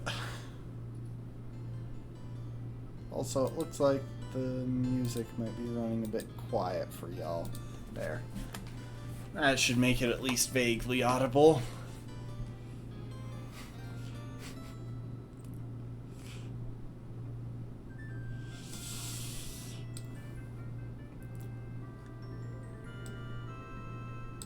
Okay, one last thing. And this is probably going to cause me a harsh punishment when the AI takes over the world, but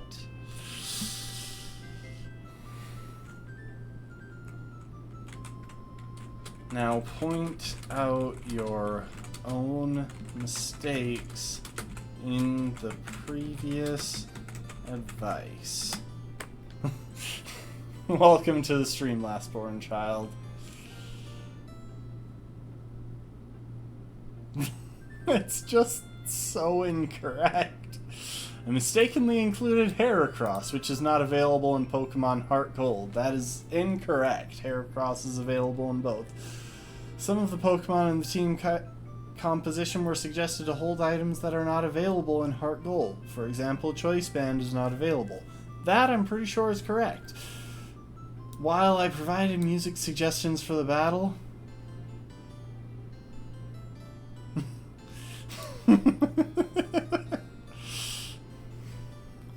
I just...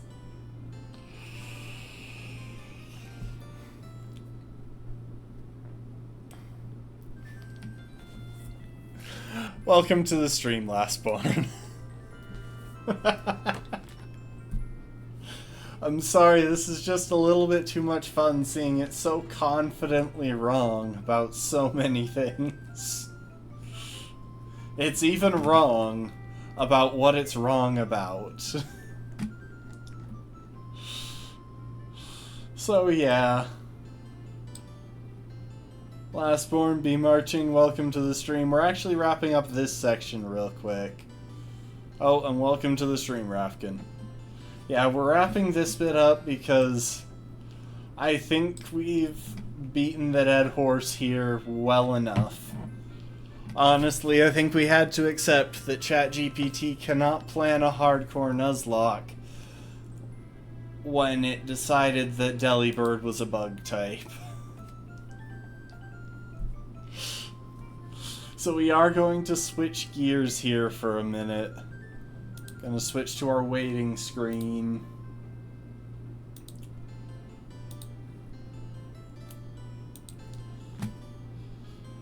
And I am going to get the next game set up.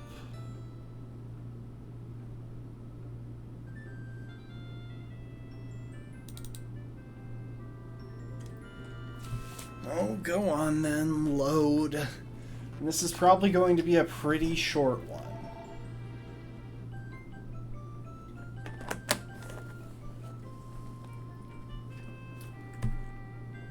So, I actually have to fiddle around on this screen.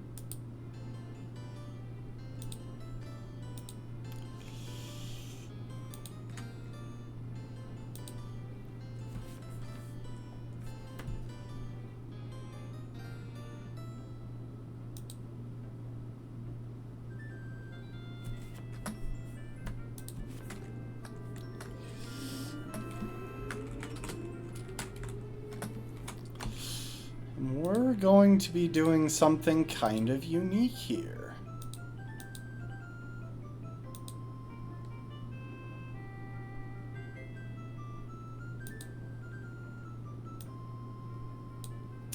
Like I said, this is going to be a bit of a unique stream. And I'm going to move my webcam. I think up here might be a better option. Oh, and one more thing. Now that we're done with the white background, I'm changing back the color of the on-screen text. So yeah, everyone. Now we are playing The Lost Call. It's a demo game by Scurry. Scurry is a YouTuber.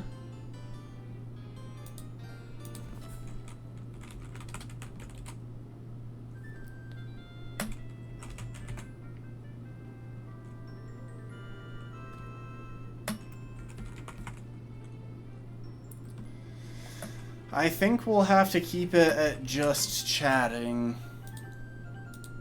because unfortunately this is a demo game, which means I can't categorize it appropriately here. But we are now playing The Lost Call by Scurry, which is a demo game made by a Hollow Knight YouTuber who is really fun to listen to. I recommend giving them a watch if you have the time. They do lots of modded stuff, and they are a speedrunner, so really dang good at the game, way better than me, and I've been on quite a Hollow Knight kick lately, so while this isn't Hollow Knight, I am happy to be playing this and see how it goes. This is just the demo. Oh, hang on. There might actually be some in-game sound that you'll want to hear, so let me know how the sound is. That's it. I'm stopping this once and for all. So we got... They hung up after we did it. Oh, and it's still ringing. Well, I guess I could disable the nearby cell towers. That way this thing won't bother me ever again.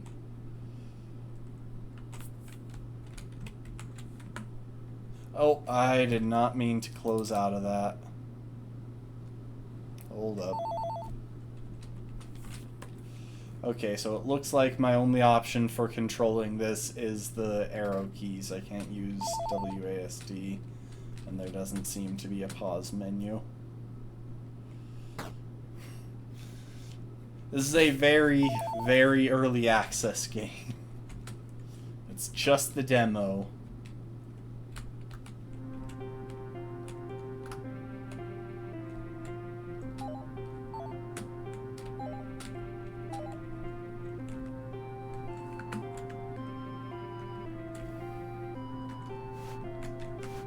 Okay, so we've got space to do some sort of phone wave thing. And we've got control to roll. These controls are a little bit awkward. Oh, and we fell in the water. Okay, we didn't take damage. I kind of expected us to.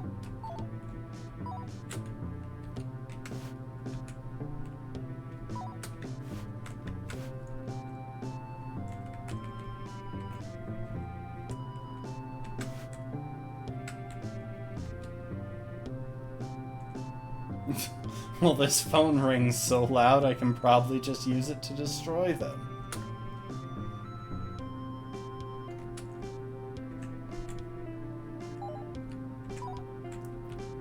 Oh my gosh. Now I can understand why this little guy was upset by the phone ringing.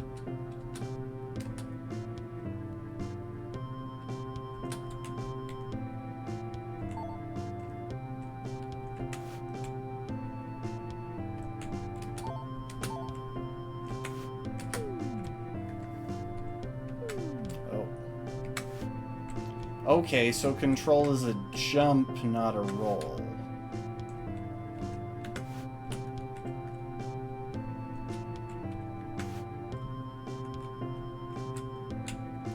I picked up a salad.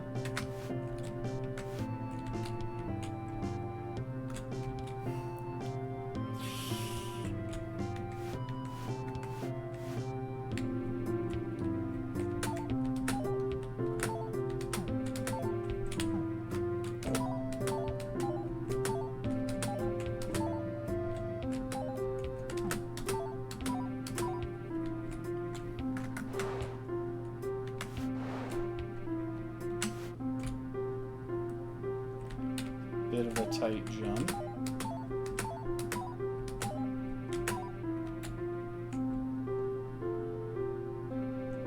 Hold up.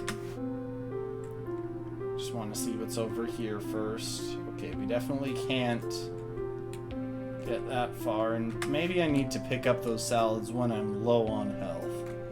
I was thinking that it went into my inventory, but I might not have an inventory.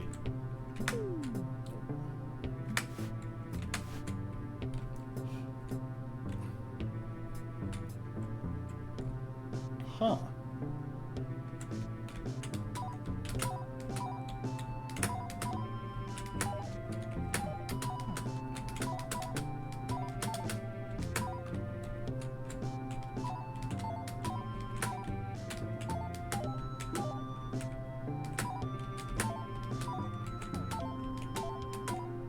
I'm pretty bad at the combat in this game.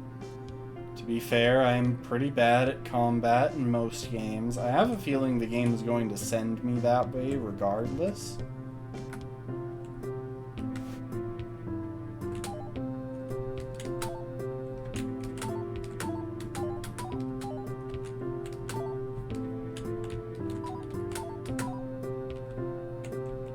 I'm really just trying to find health.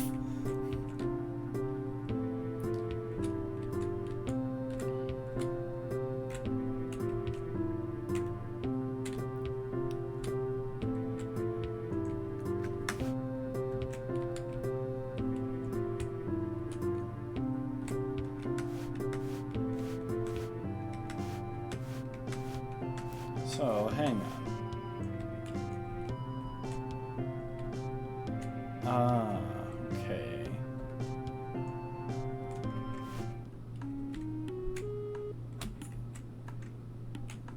Oh my gosh, it's an ice puzzle. As someone who has played Pokemon for many years, I am quite familiar with ice puzzles.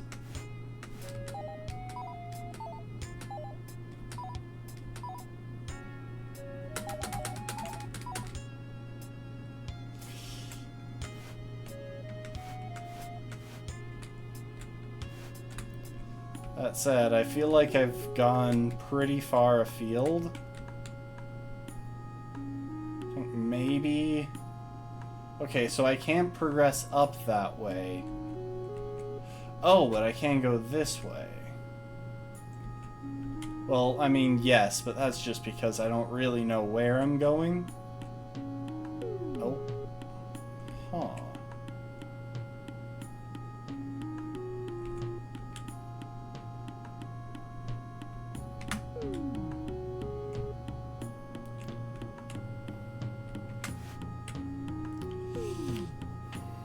Okay, I don't think I can progress any farther up that way.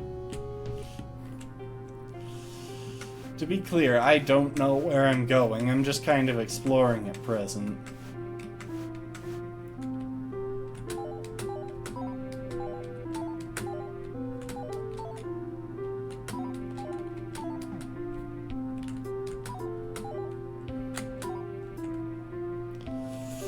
Oh my, I'm actually running pretty low on health.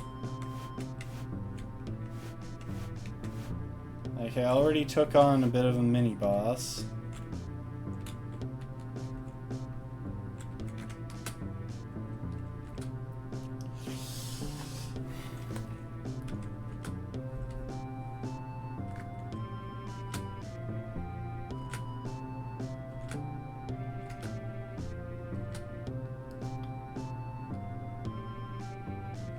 Okay, so I guess our name is Rem.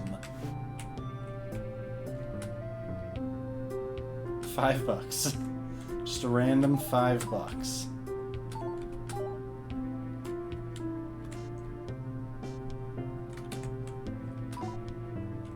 Oh, we can't enter the house? Can we break our way in here?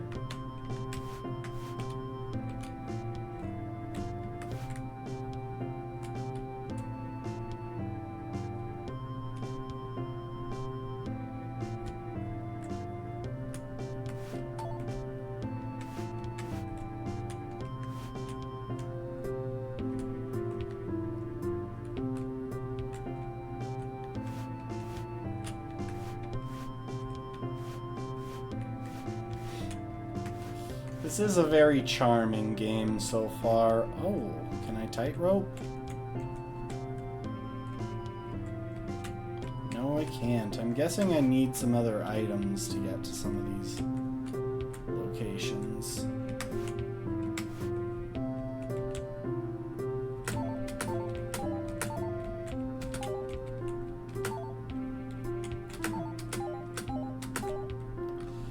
Oh geez, I am at 1 health right now.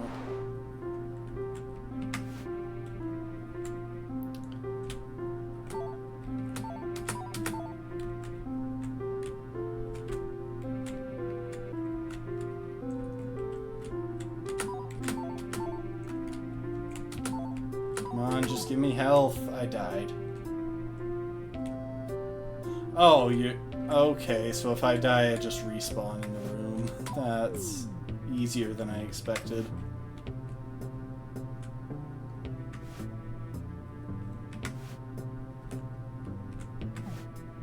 I can't jump over enemies. That's good to know.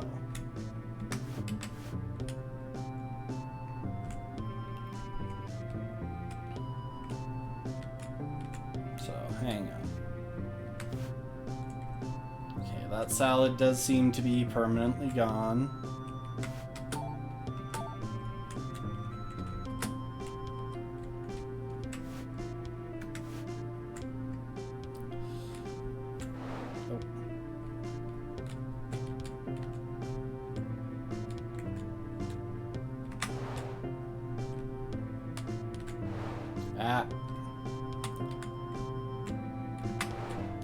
I'm trying to time it just right so that I can turn and jump over that, but I guess it's too far because that did seem like the right timing.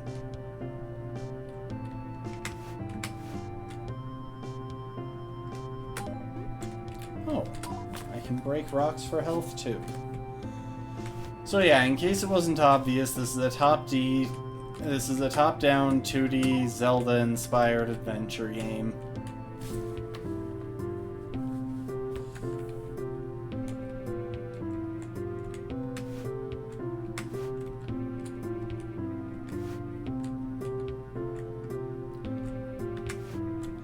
And since I don't seem to get money by killing the enemies, I think I'm just going to leave them be where possible.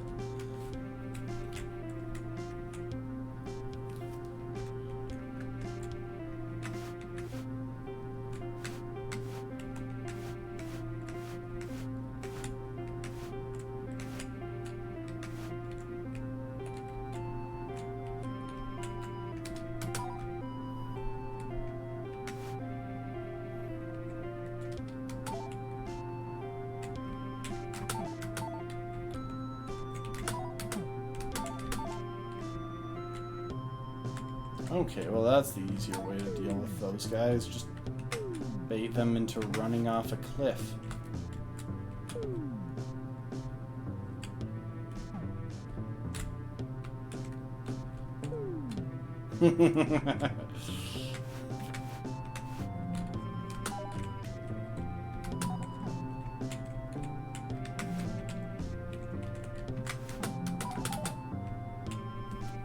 Oh, I died.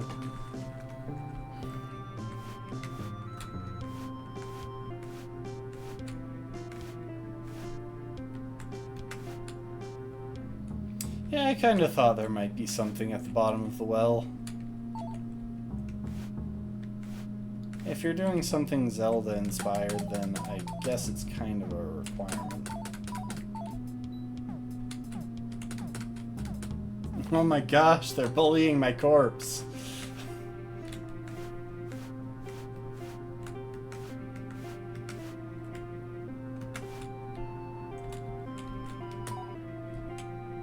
Okay, that's nice. Pick that up.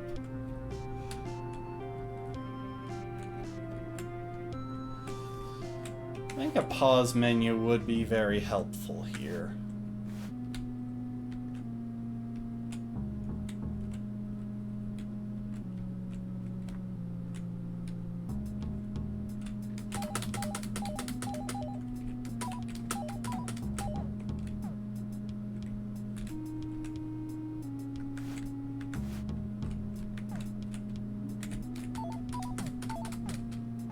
Oh, I died. I want to beat this fight. I think I can get the hang of it if I try a little bit.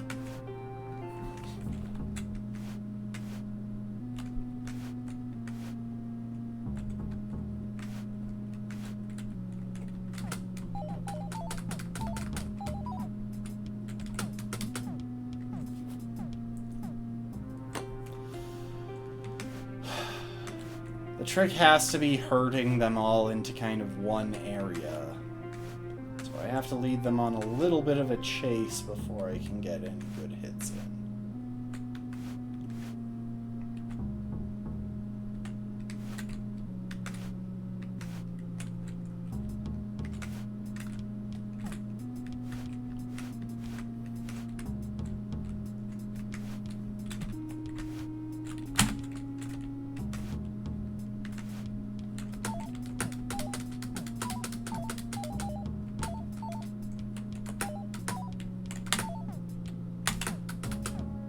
Dang it. I feel like I was doing somewhat decent for a moment there.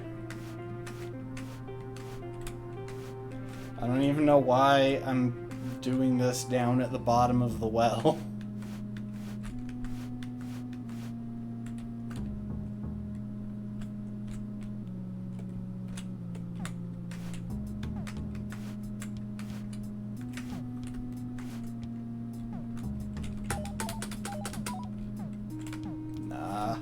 I don't think I'm ready for this fight as much as I'd like to beat it. I don't think it would be that interesting to watch me die repeatedly right now. I expect I'll get a few items that make it easier. Well, that was... It was a very abrupt transition.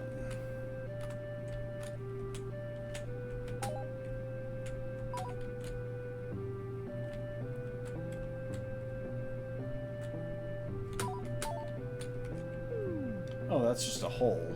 Okay.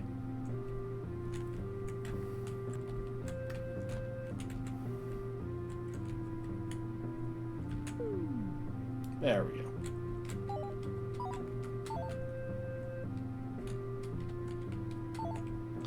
Of how my solution to so many things is just the phone is so loud that I can actually shatter solid objects with it.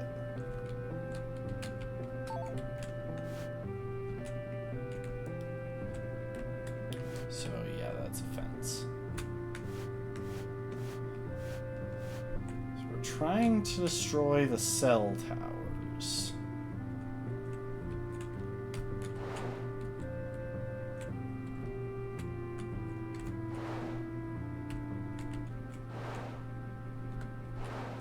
There we go. Just dive into the water repeatedly.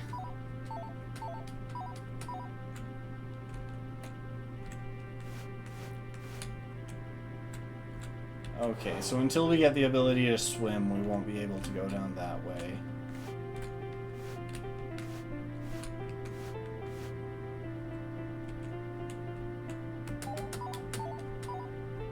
Huh, I took one of those on without...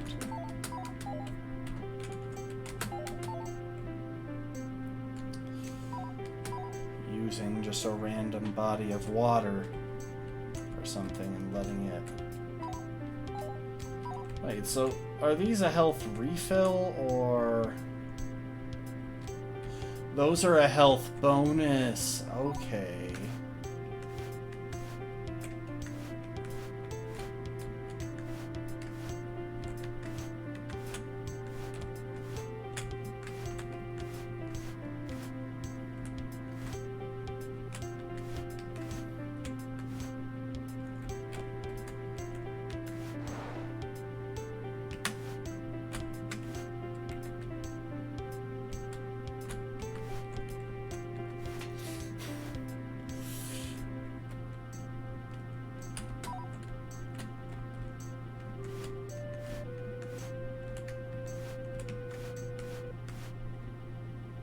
Oh, I guess there was just another way around to go.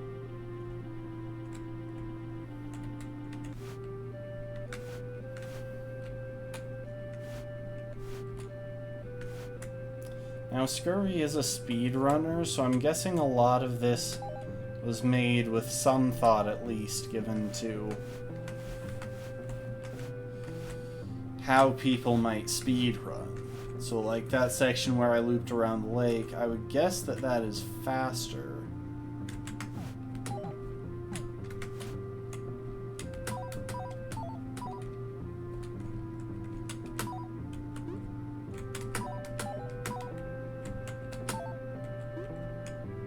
Than going the long way, than going the other way. So that if you want to go fast, you have to take a little bit of a risk with your pathing.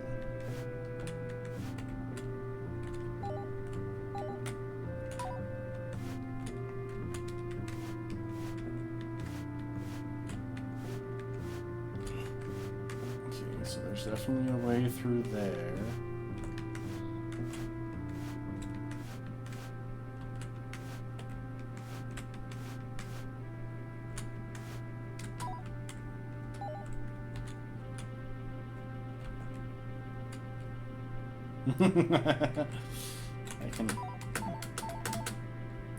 I can face the wrong way while moving.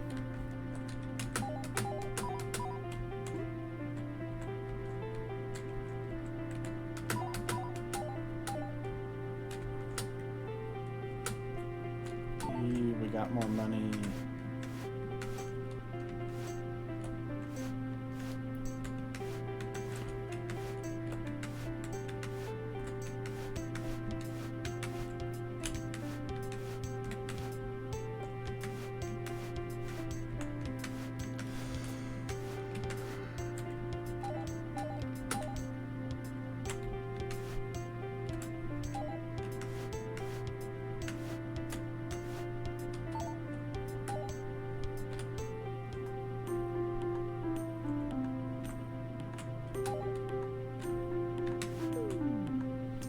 so I can't land on that, so I don't think I'm supposed to be here quite yet.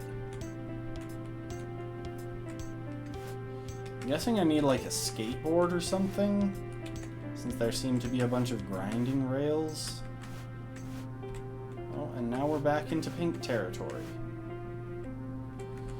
Oh my gosh, I looped all the way through there, only to wind up at a dead end, coming in the opposite side of the pink area. Nope, I was hoping that would be like an entrance to a new area or something, but no. Okay, we gotta backtrack.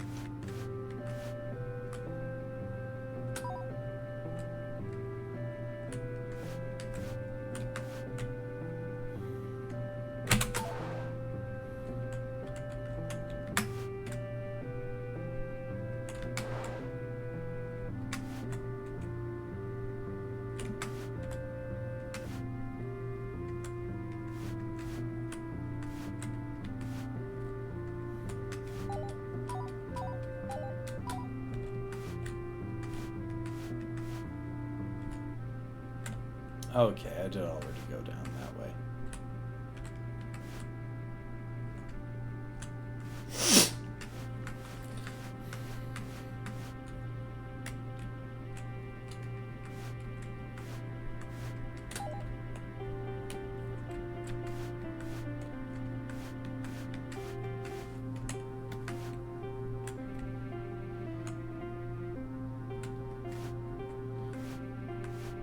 Oh. Okay, so if I get to the other side there,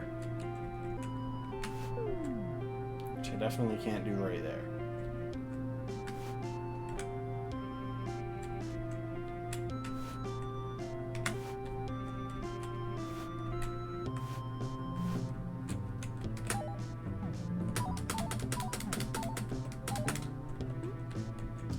Yeah, tanking my way through that was definitely going to be the easiest option.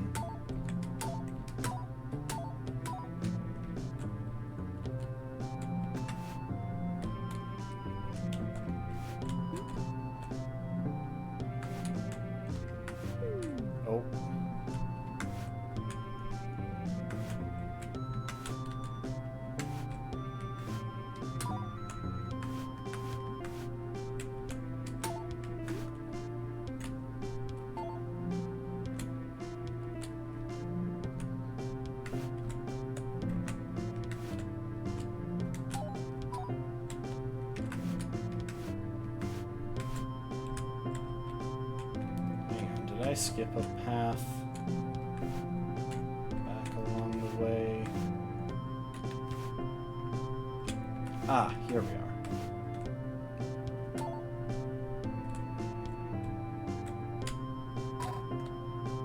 Okay, we opened up that.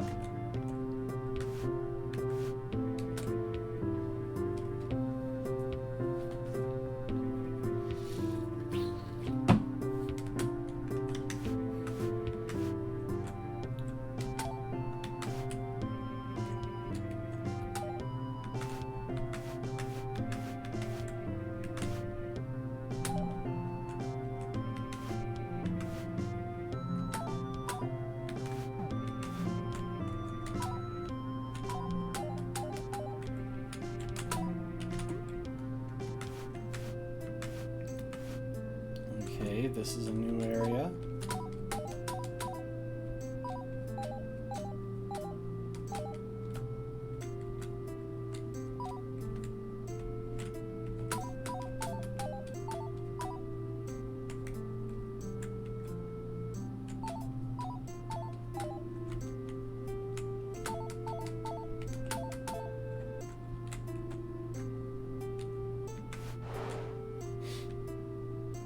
Can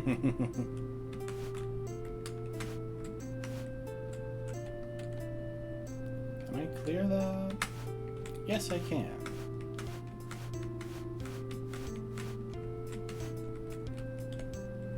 Gets me nothing, but I can clear it.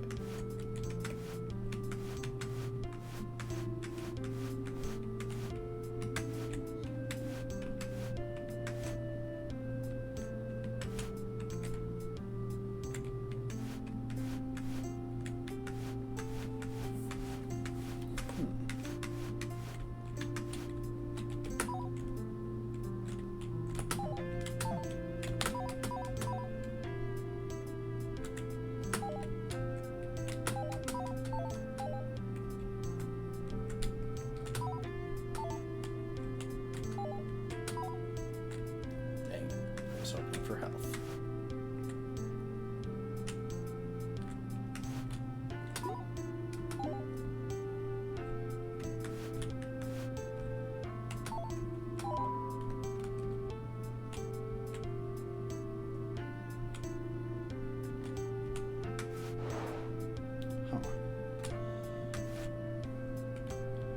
So I'm guessing I need to do something to unlock that.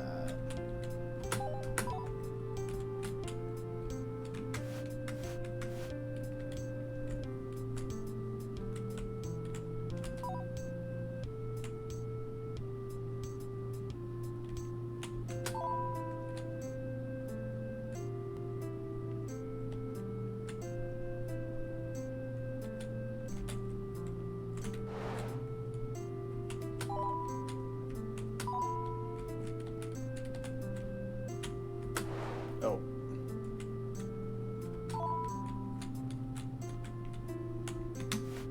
Dang it, I almost had it.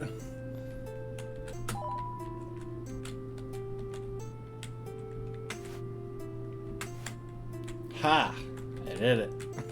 I don't know if this is how I'm supposed to be doing this, but I did it.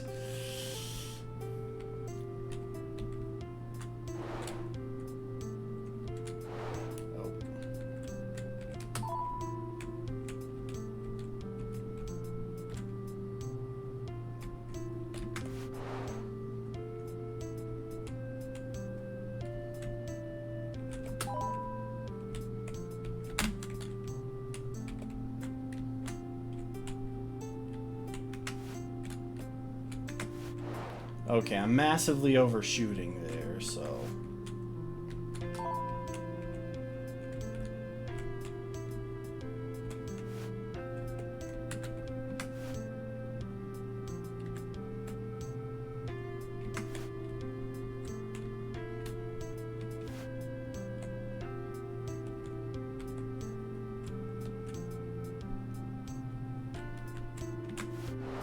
Dang it.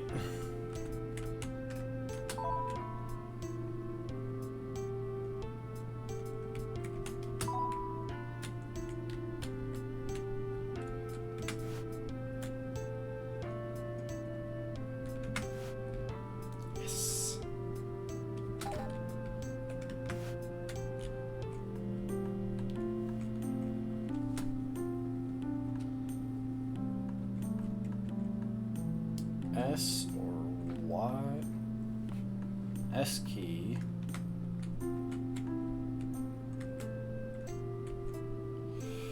Oh, okay, so now I can pilot these things.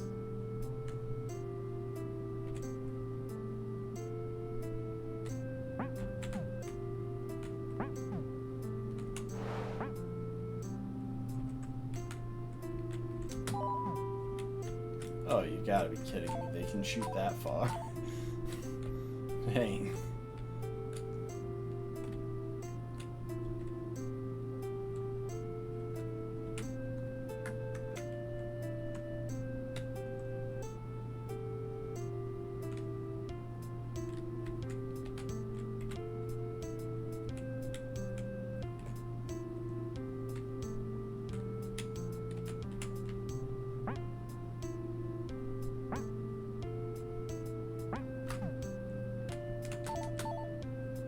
Oh, I can knock those back. Okay.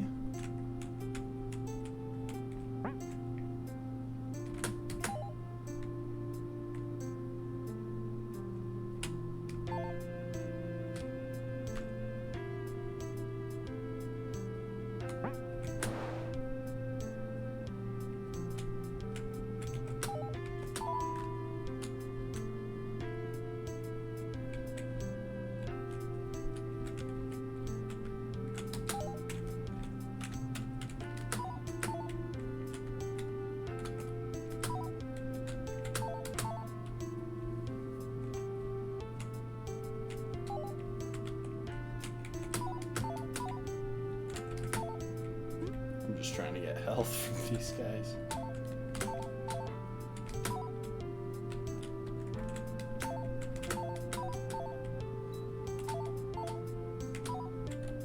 They don't drop money very often.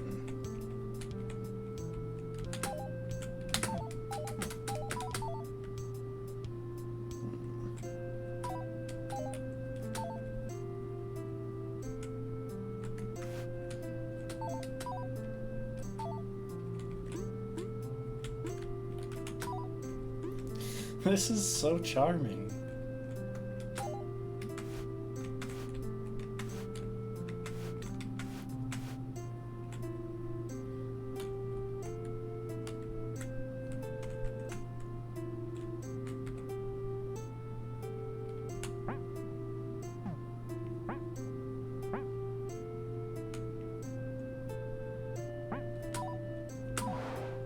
Dang it.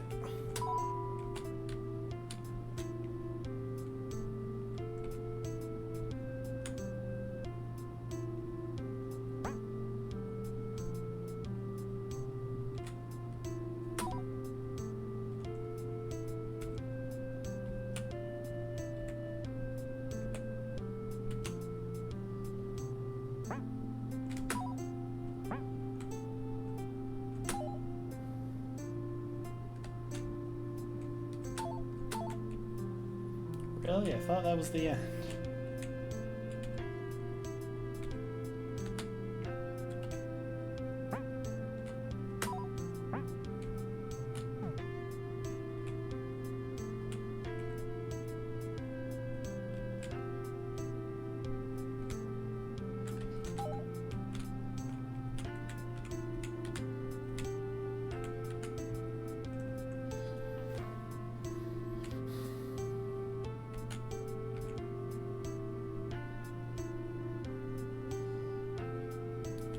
Dang it.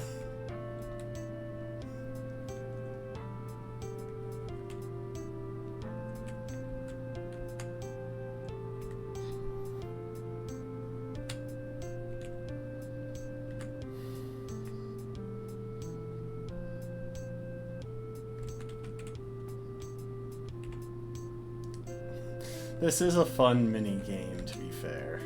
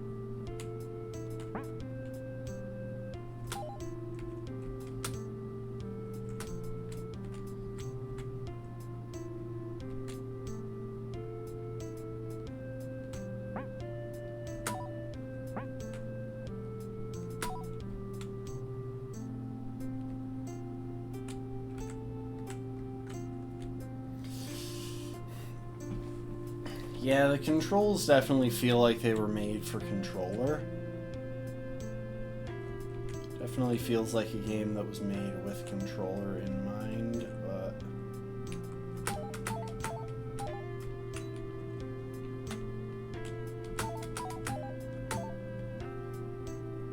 more so than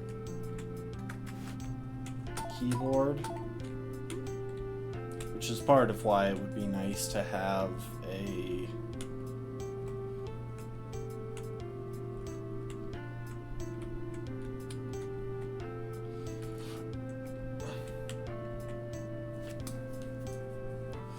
it would be kind of nice to have an option to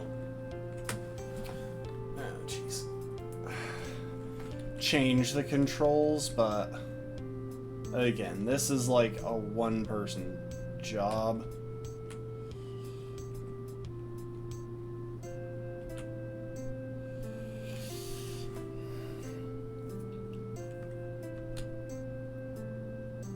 I think that little dude was trying to get me.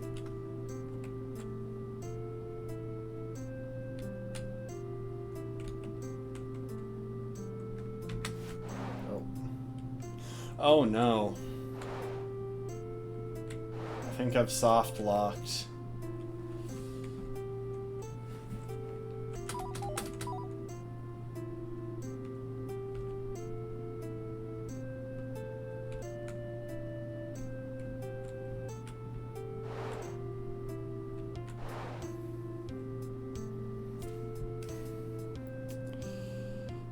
Hang on. I'm gonna double check something.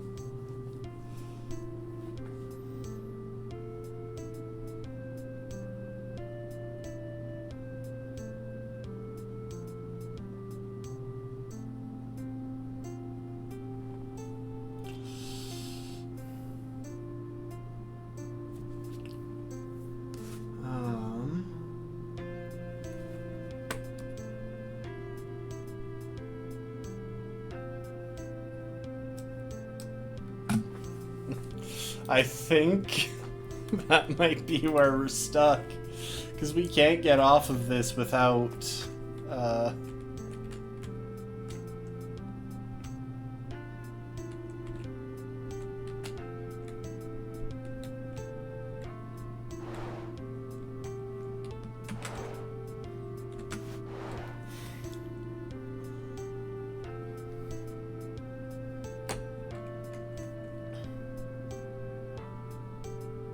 hang on. We may either have to fully restart the game if there's no save function, or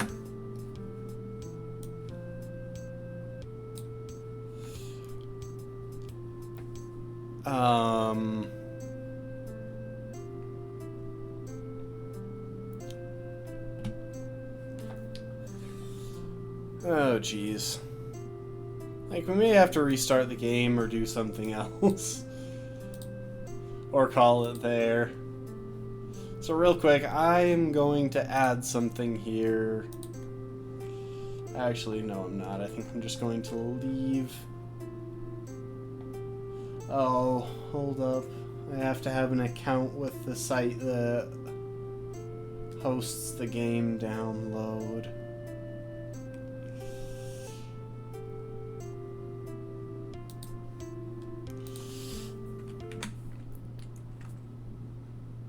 Okay, let's see what exiting and reloading does. Dang it. Okay, so note to self. Do not get stuck there. That is a soft lock. I am going to take some time later and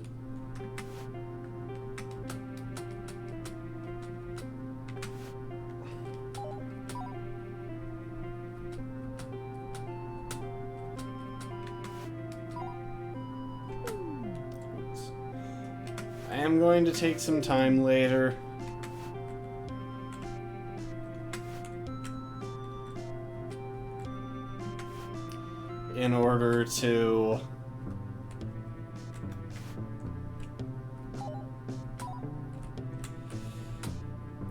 submit the error report there. I'm sure that's something Scurry will want to fix. No, as much as I want to check out new areas, I'm going to keep going into the one area that I was making progress in so that I can get back to where I've been.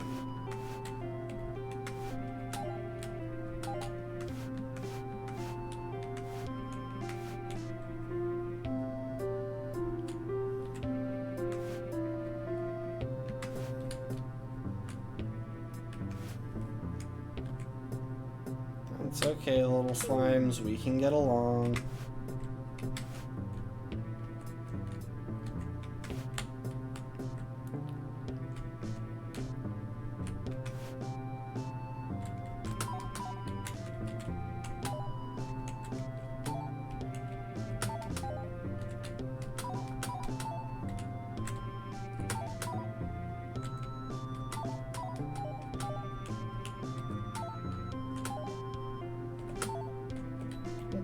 got some money.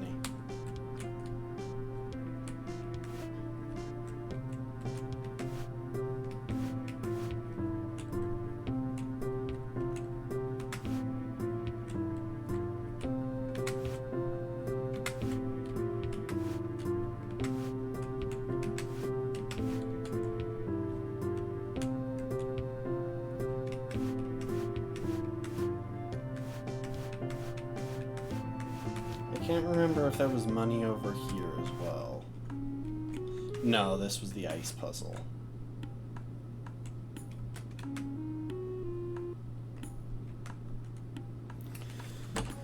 So no point in that.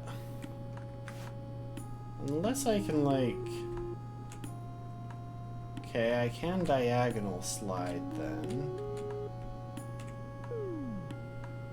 That doesn't seem to get me any farther.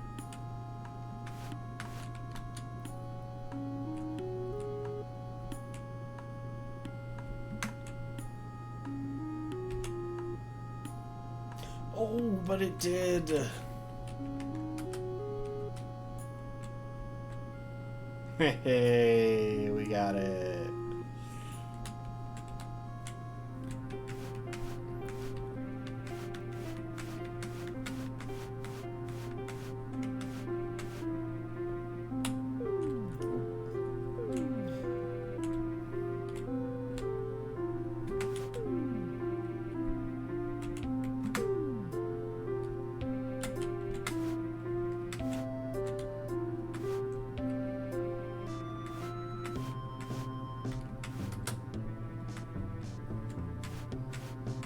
We're all the way up to 16 bucks.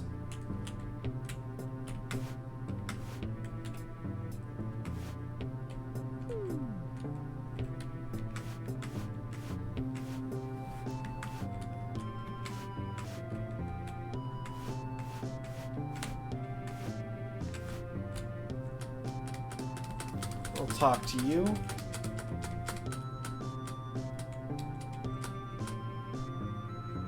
So, our name is Ren. Can confirm.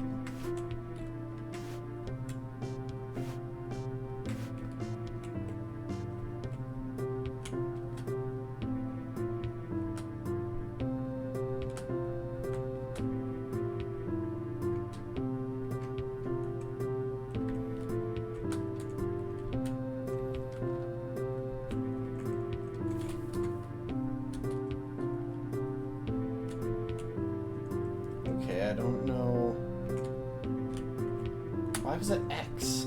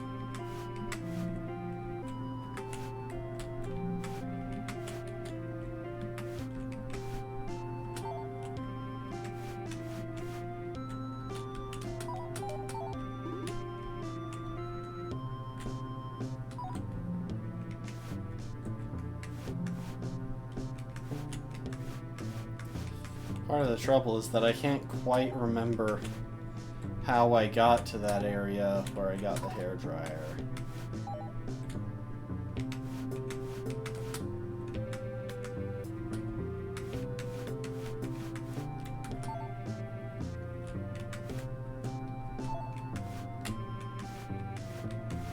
I think it might have been down here, but...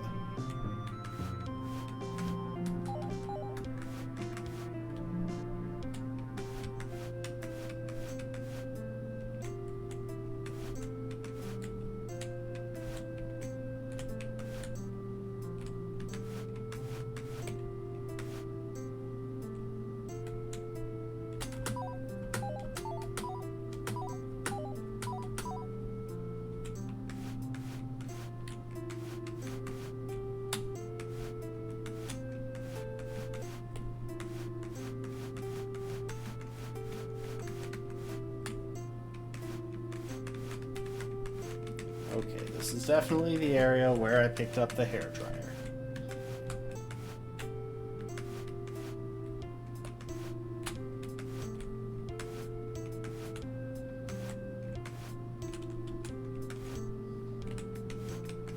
I'm not sure if it was intentional that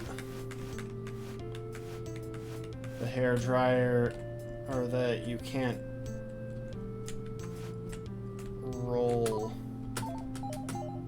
diagonally. Okay, I feel like I feel like it's definitely possible that that was the intent.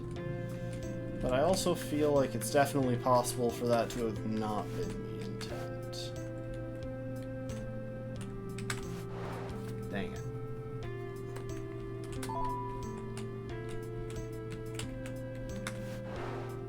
I feel like I landed that one.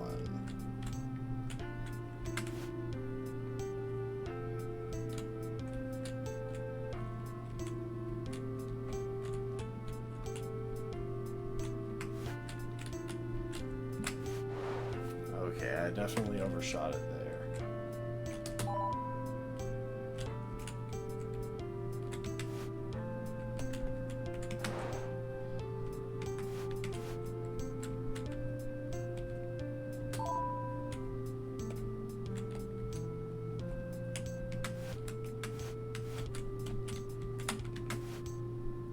There we go.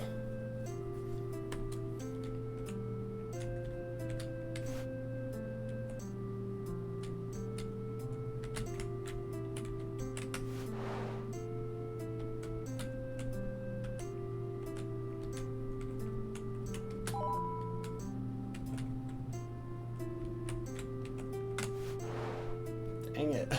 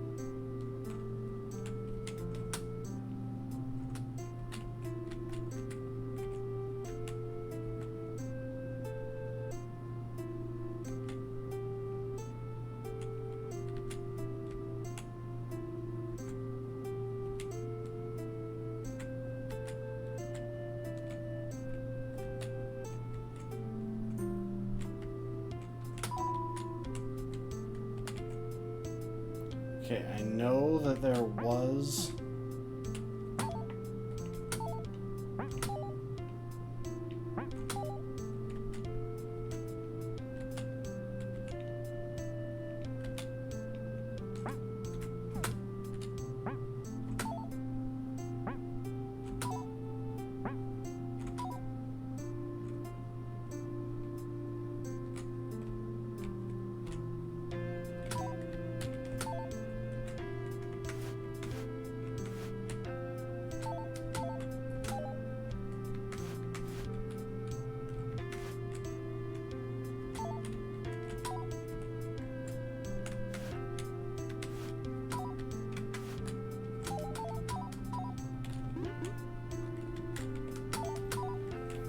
I know that there was a salad somewhere in this general area. That's where I got soft luck last time.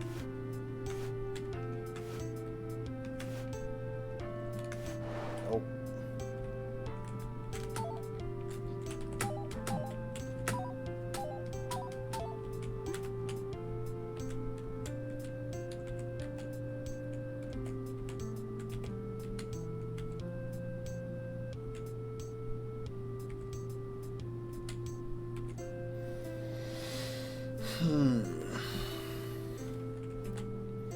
Maybe it was back at one of the... I think it was back at one of the other piers. So we're just going to keep going in this direction. I'm sure we'll wind up backtracking at some point.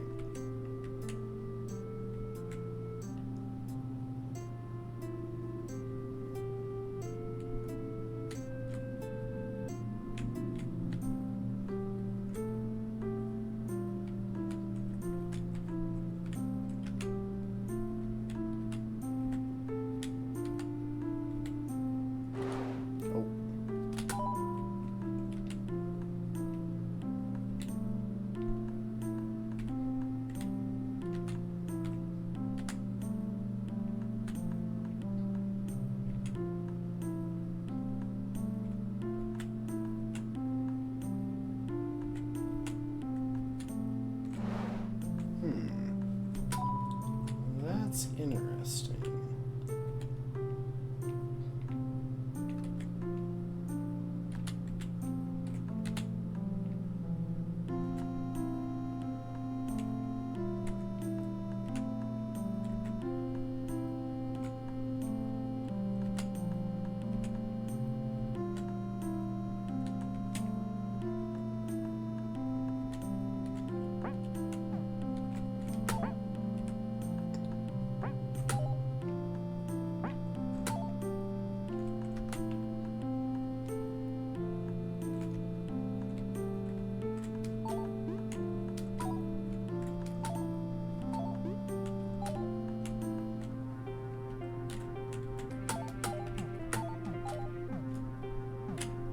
Oh, jeez.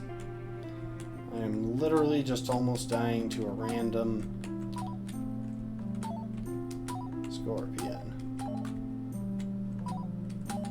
I'm not getting any health. Yay. Oh, there's one.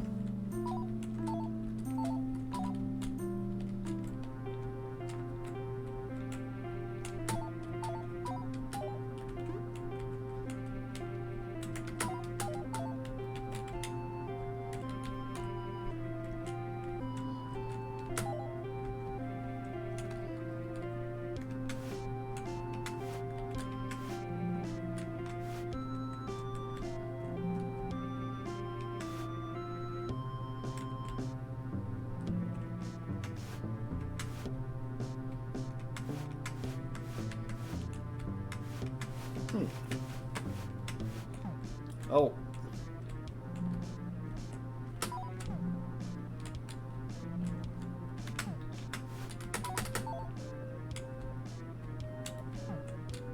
Yeah, that was going poorly.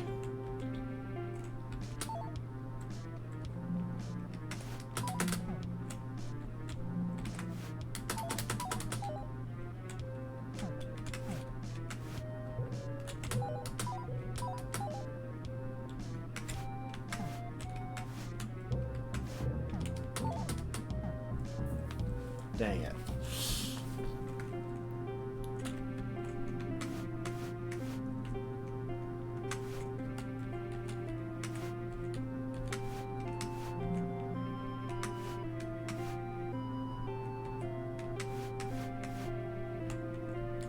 Oh, hold up. Oh. Got impatient.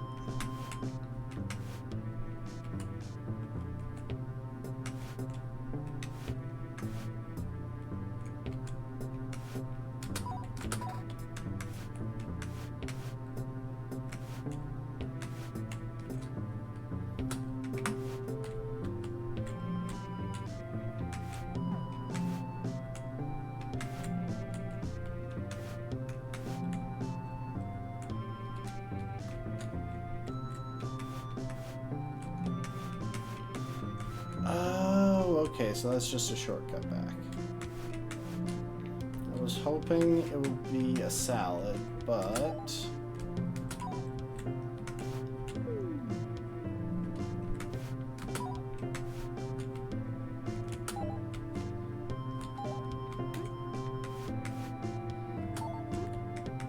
There we go.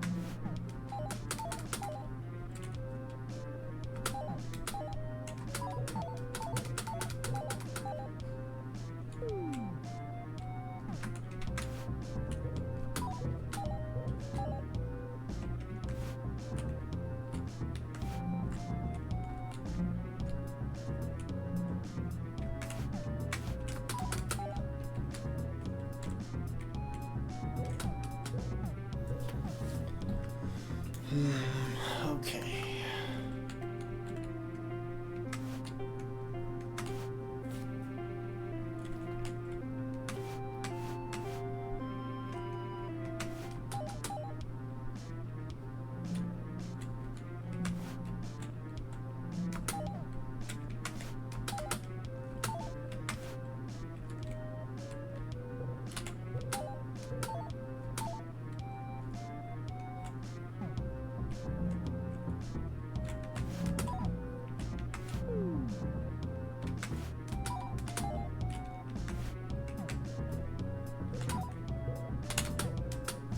Jeez, this is tricky.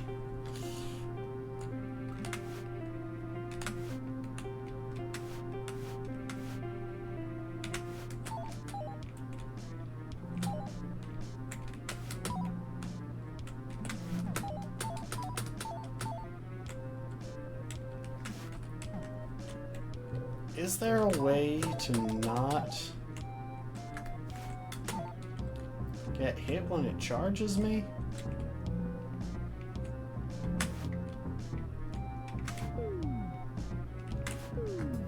I meant to turn the other way.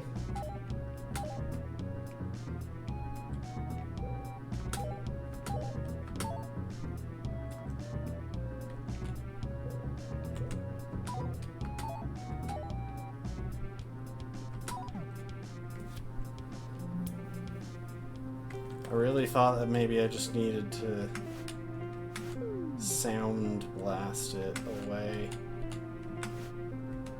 Because it's definitely chasing me sometimes, and I think the solution to those situations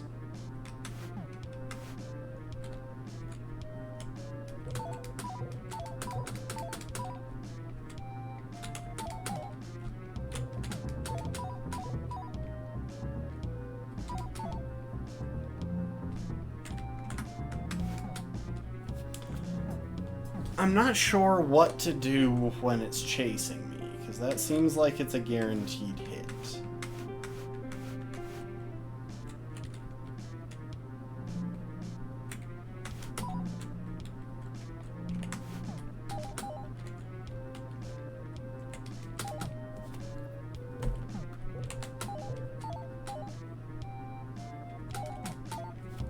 Okay, I definitely can't knock it away.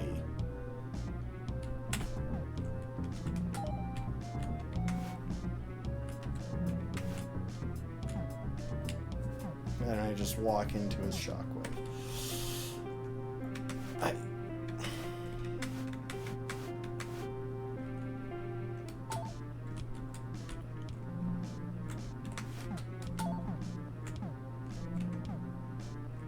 Okay, just finish me up, please. Because I want to start over.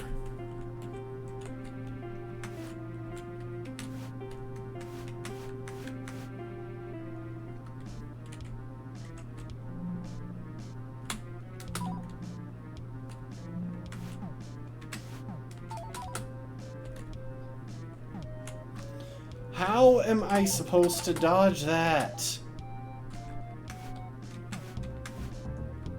Like, that is physically impossible to dodge. Do I need to hairdryer it away? Because so far the hairdryer doesn't seem to have any application in combat.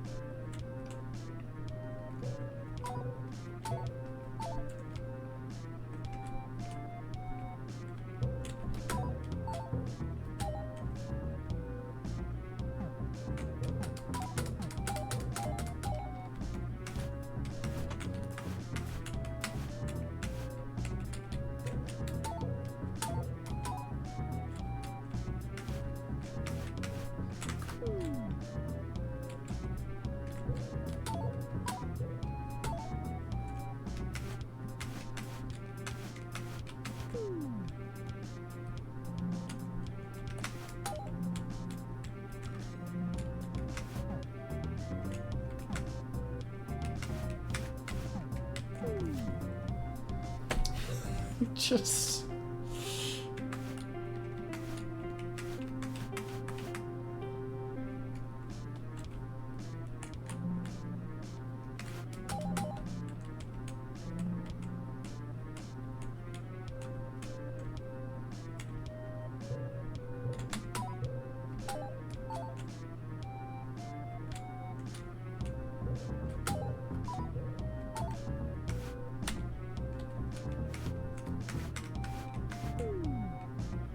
Okay, it looks like diving off the edge is the strategy there.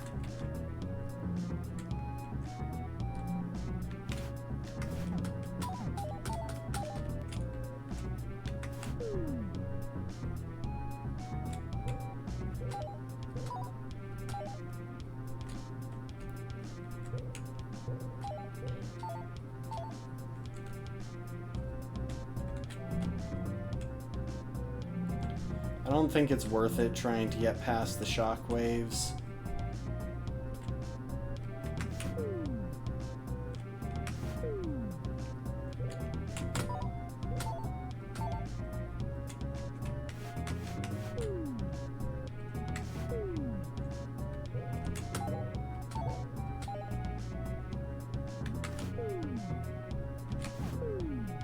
Dang it. Okay, I need to survive for at least a little bit before diving off the edge. It's just a time thing.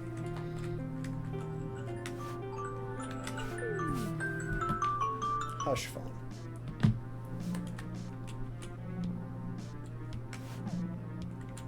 Right. I'm so confused as to how...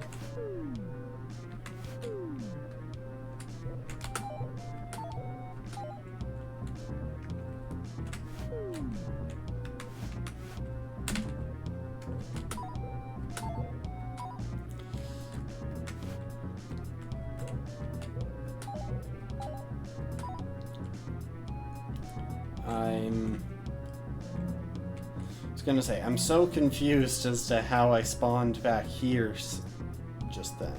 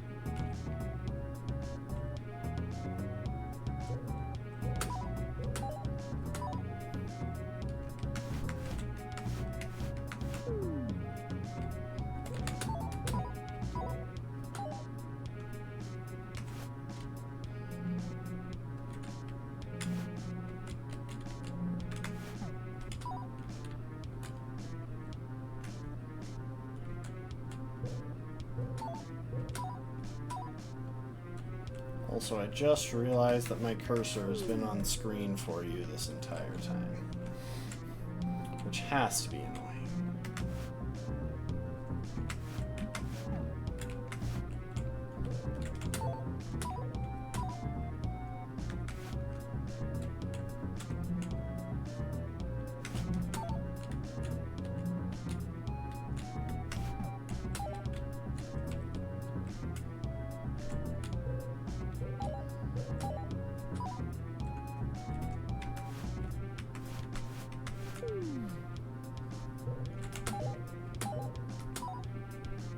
many hits can this thing take? Ah! I know I can beat this boss. Now that I know that the trick to running away from that one shot is literally just running off the edge after a certain amount of time.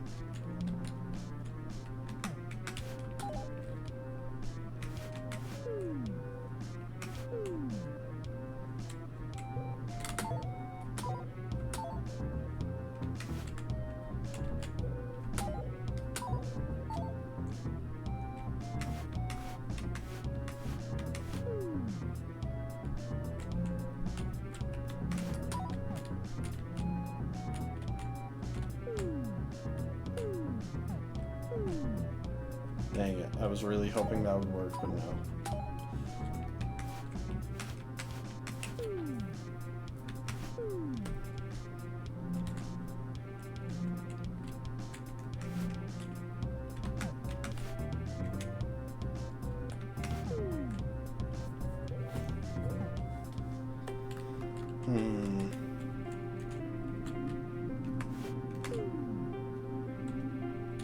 Oh, and I just respawned. I almost managed to skip that. I could have just gone out the top gate.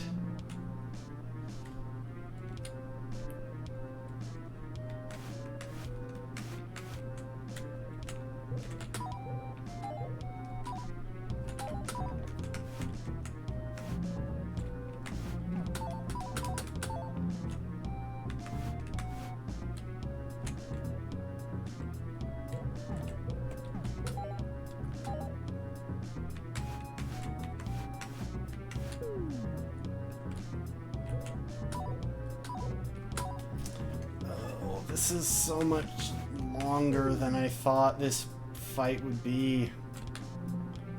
It's such an easily accessible boss at the start of the game.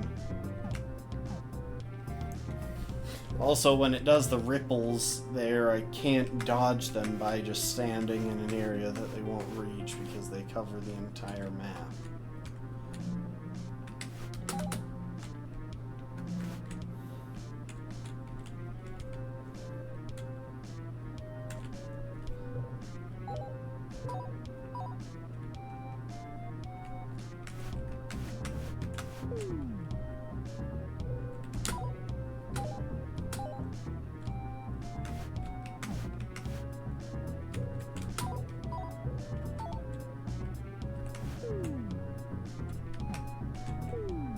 Dang it.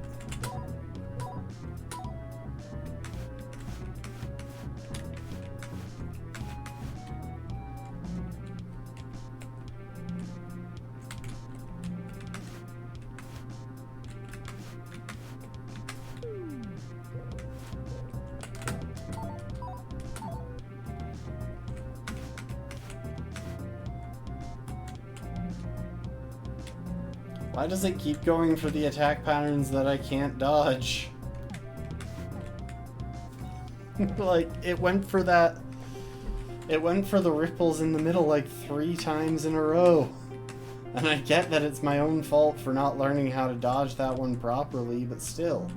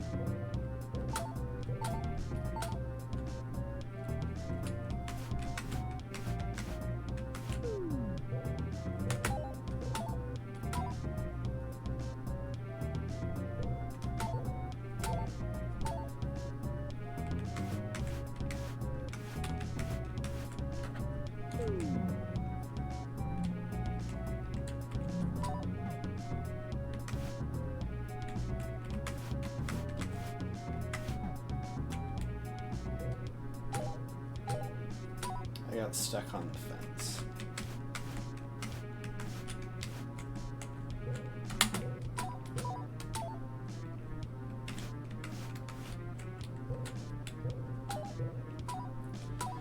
Okay.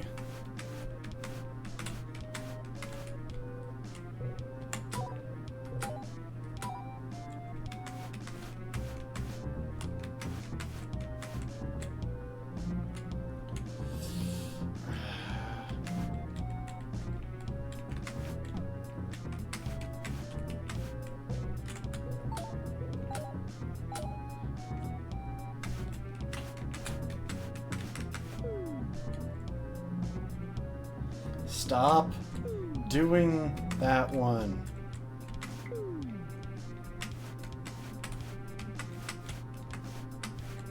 It was pure luck.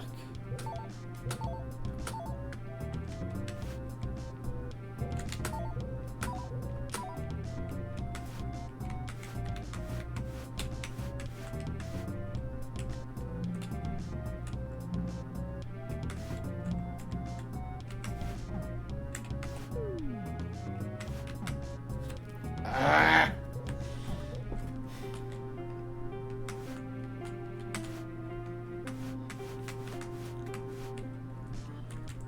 The thing is, dodging those waves when it's in the center, blocking off like like 2/3 of the map at once.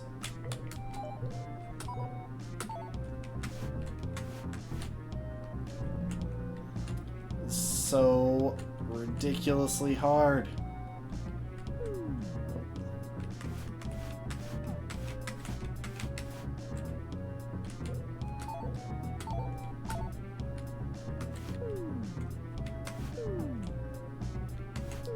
How come you were able to boot me when I was off the map?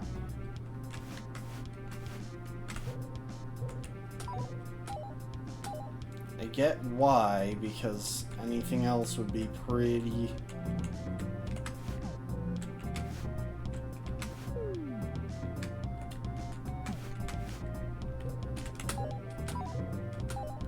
Oh, this is such a garbage run. The trouble is, this is all me. Like, the only reason I am taking damage here is because of myself and my inability to play games. Like, if I was actually good at video games, this might be going better.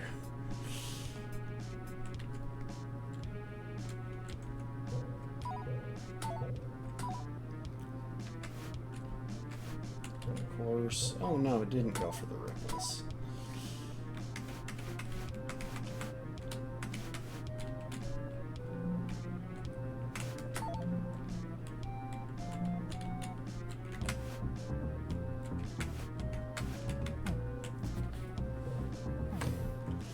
When it does the ripples into the chase, that's even worse, because there isn't enough room to dodge it when it starts the chase.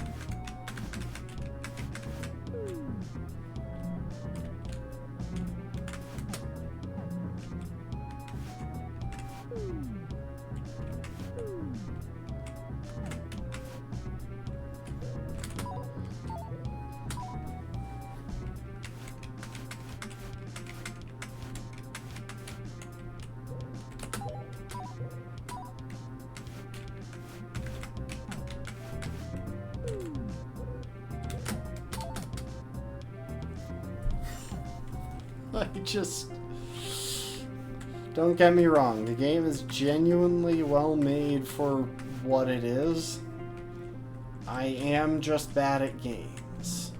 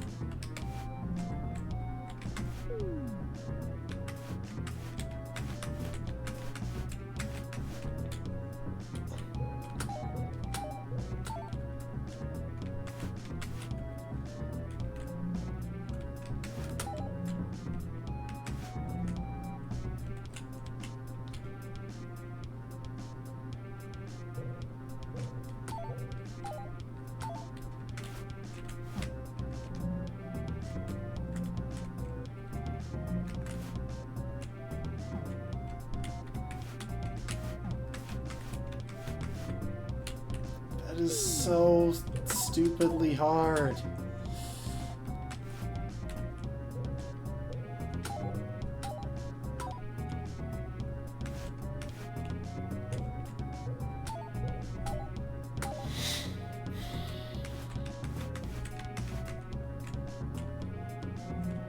And it goes for the center ripples again.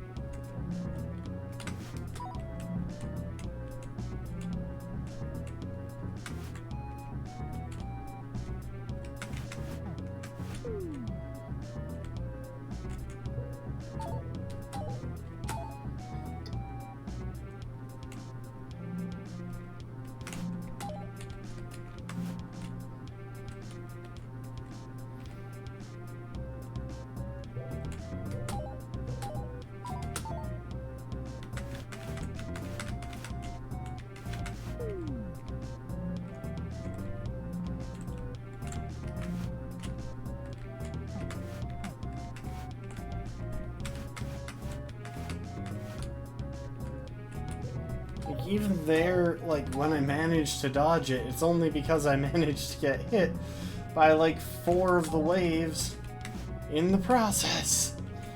Ah.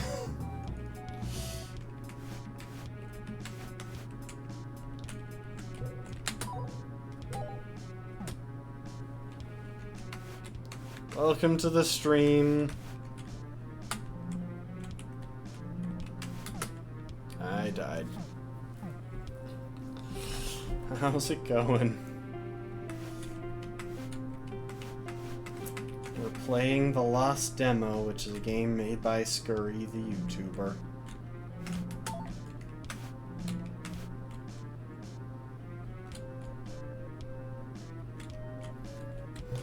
And it is absolutely wrecking me. That's just because I am not especially good at games.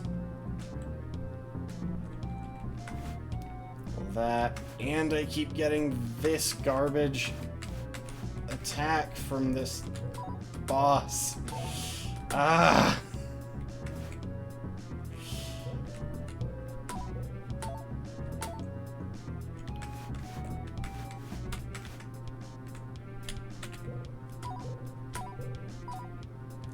Plus, this thing seems to have, like, all of the health. Not even just a certain amount, just all of it. All the health there can be.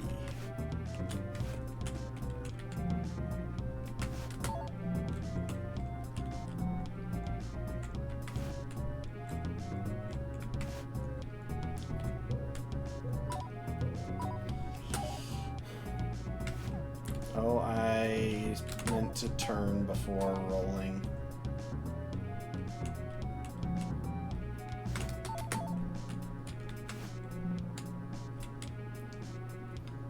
Smart there, I can get in 2 hits.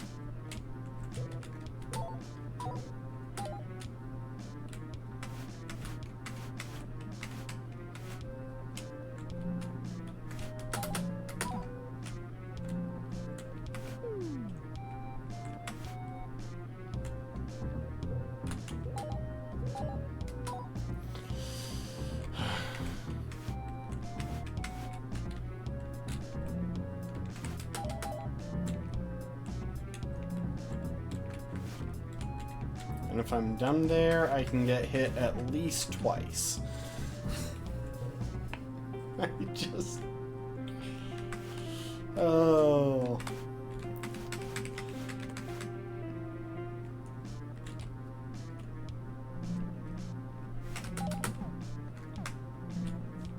Okay, you know what? Let's restart.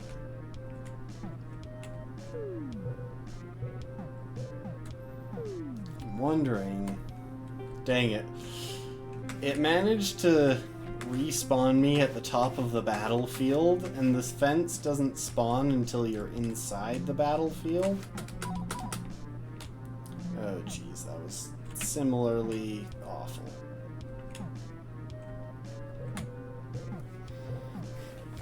But at one point...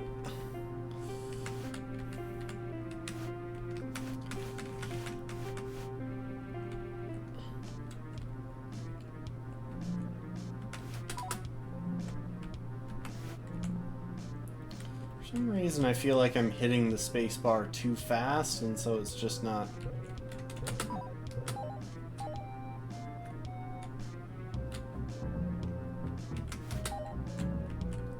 registering the second hit.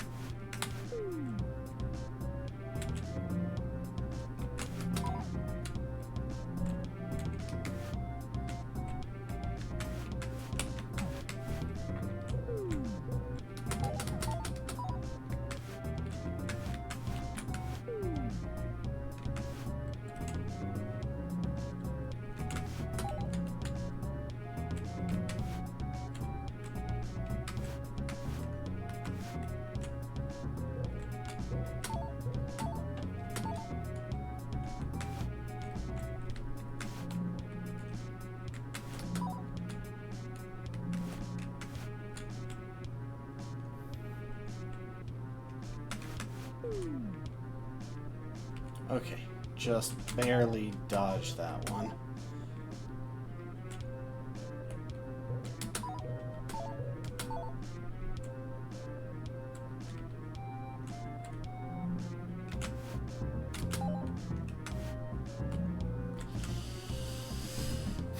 Oh, this is...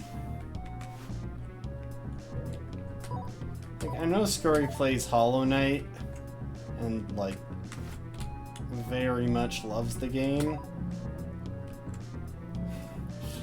But I still somehow didn't expect this level of difficulty when the game description was Zelda-inspired.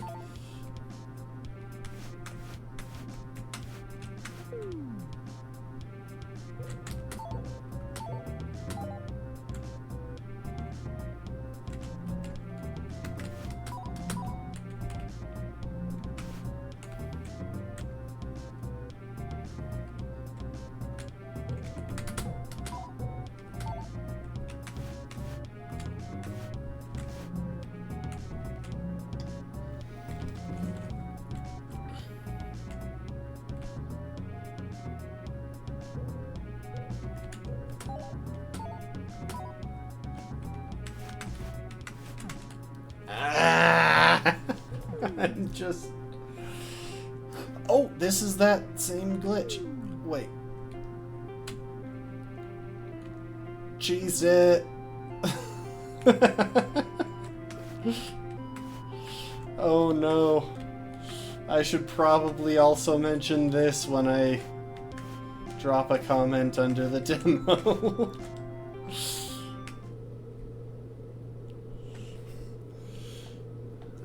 So, for anyone who's just joined recently, we have a phone that will not stop ringing. We can't get any sleep, so we're very grouchy, and the phone is very loud. So our plan here is to shut off the cell towers. I don't know why we don't just toss the phone in a lake or something, but...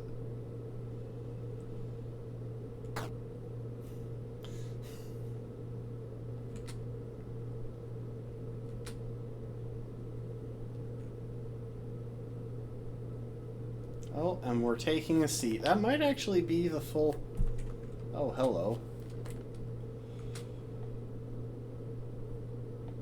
Hey, why don't we ever hang out anymore? Just work, life, being busy with things. Maybe we should hang out again sometime. How about this weekend? Oh, this is just depressing.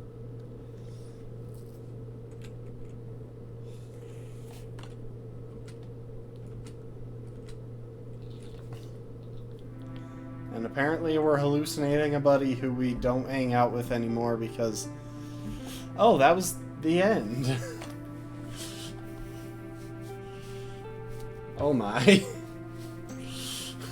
So I have done very little of this game. I'll probably play some more myself. Oh.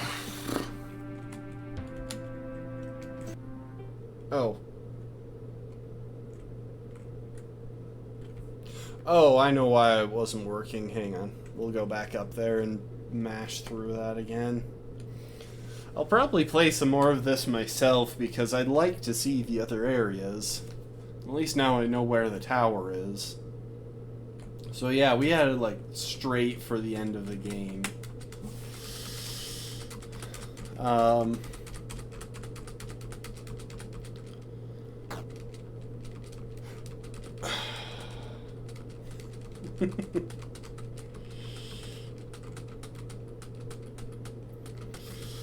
But yeah, I should probably drop a report or drop a comment on the game demo. Here, one sec. I'll put a link to the demo in the chat real quick. So if you follow that link, you will get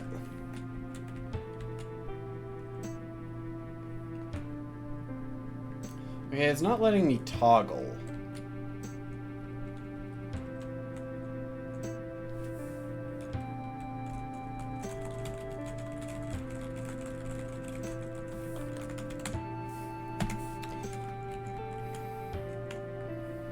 Okay, well, Alt F4 it is.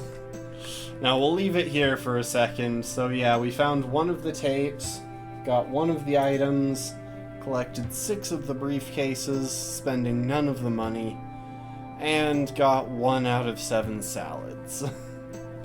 But yeah, if you want to try the game for yourself, like I said, it's just a demo. Oh, I can click on it. I did not realize that. Well, anyway, it's just a demo, so...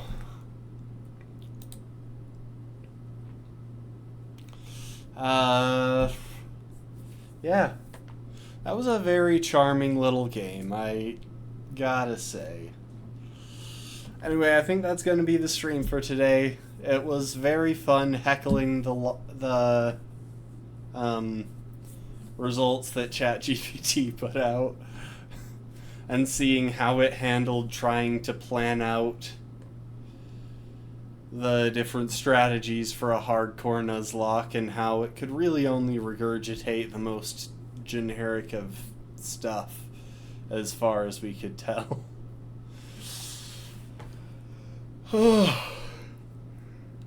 But yeah, that was pretty amusing. Anyway, like I've said a couple of times, gonna be gone next week, so no streams. If you haven't already and you feel like it, !Discord in the chat to get a link to join the Discord. I post updates there, and I've been slacking a little bit, but I try and keep a decent meme supply flowing through, and of course anyone else can post memes there too, not just me. Yeah, thanks everyone for stopping by and chatting and lurking as you did, and I hope to see you next time. Later, folks.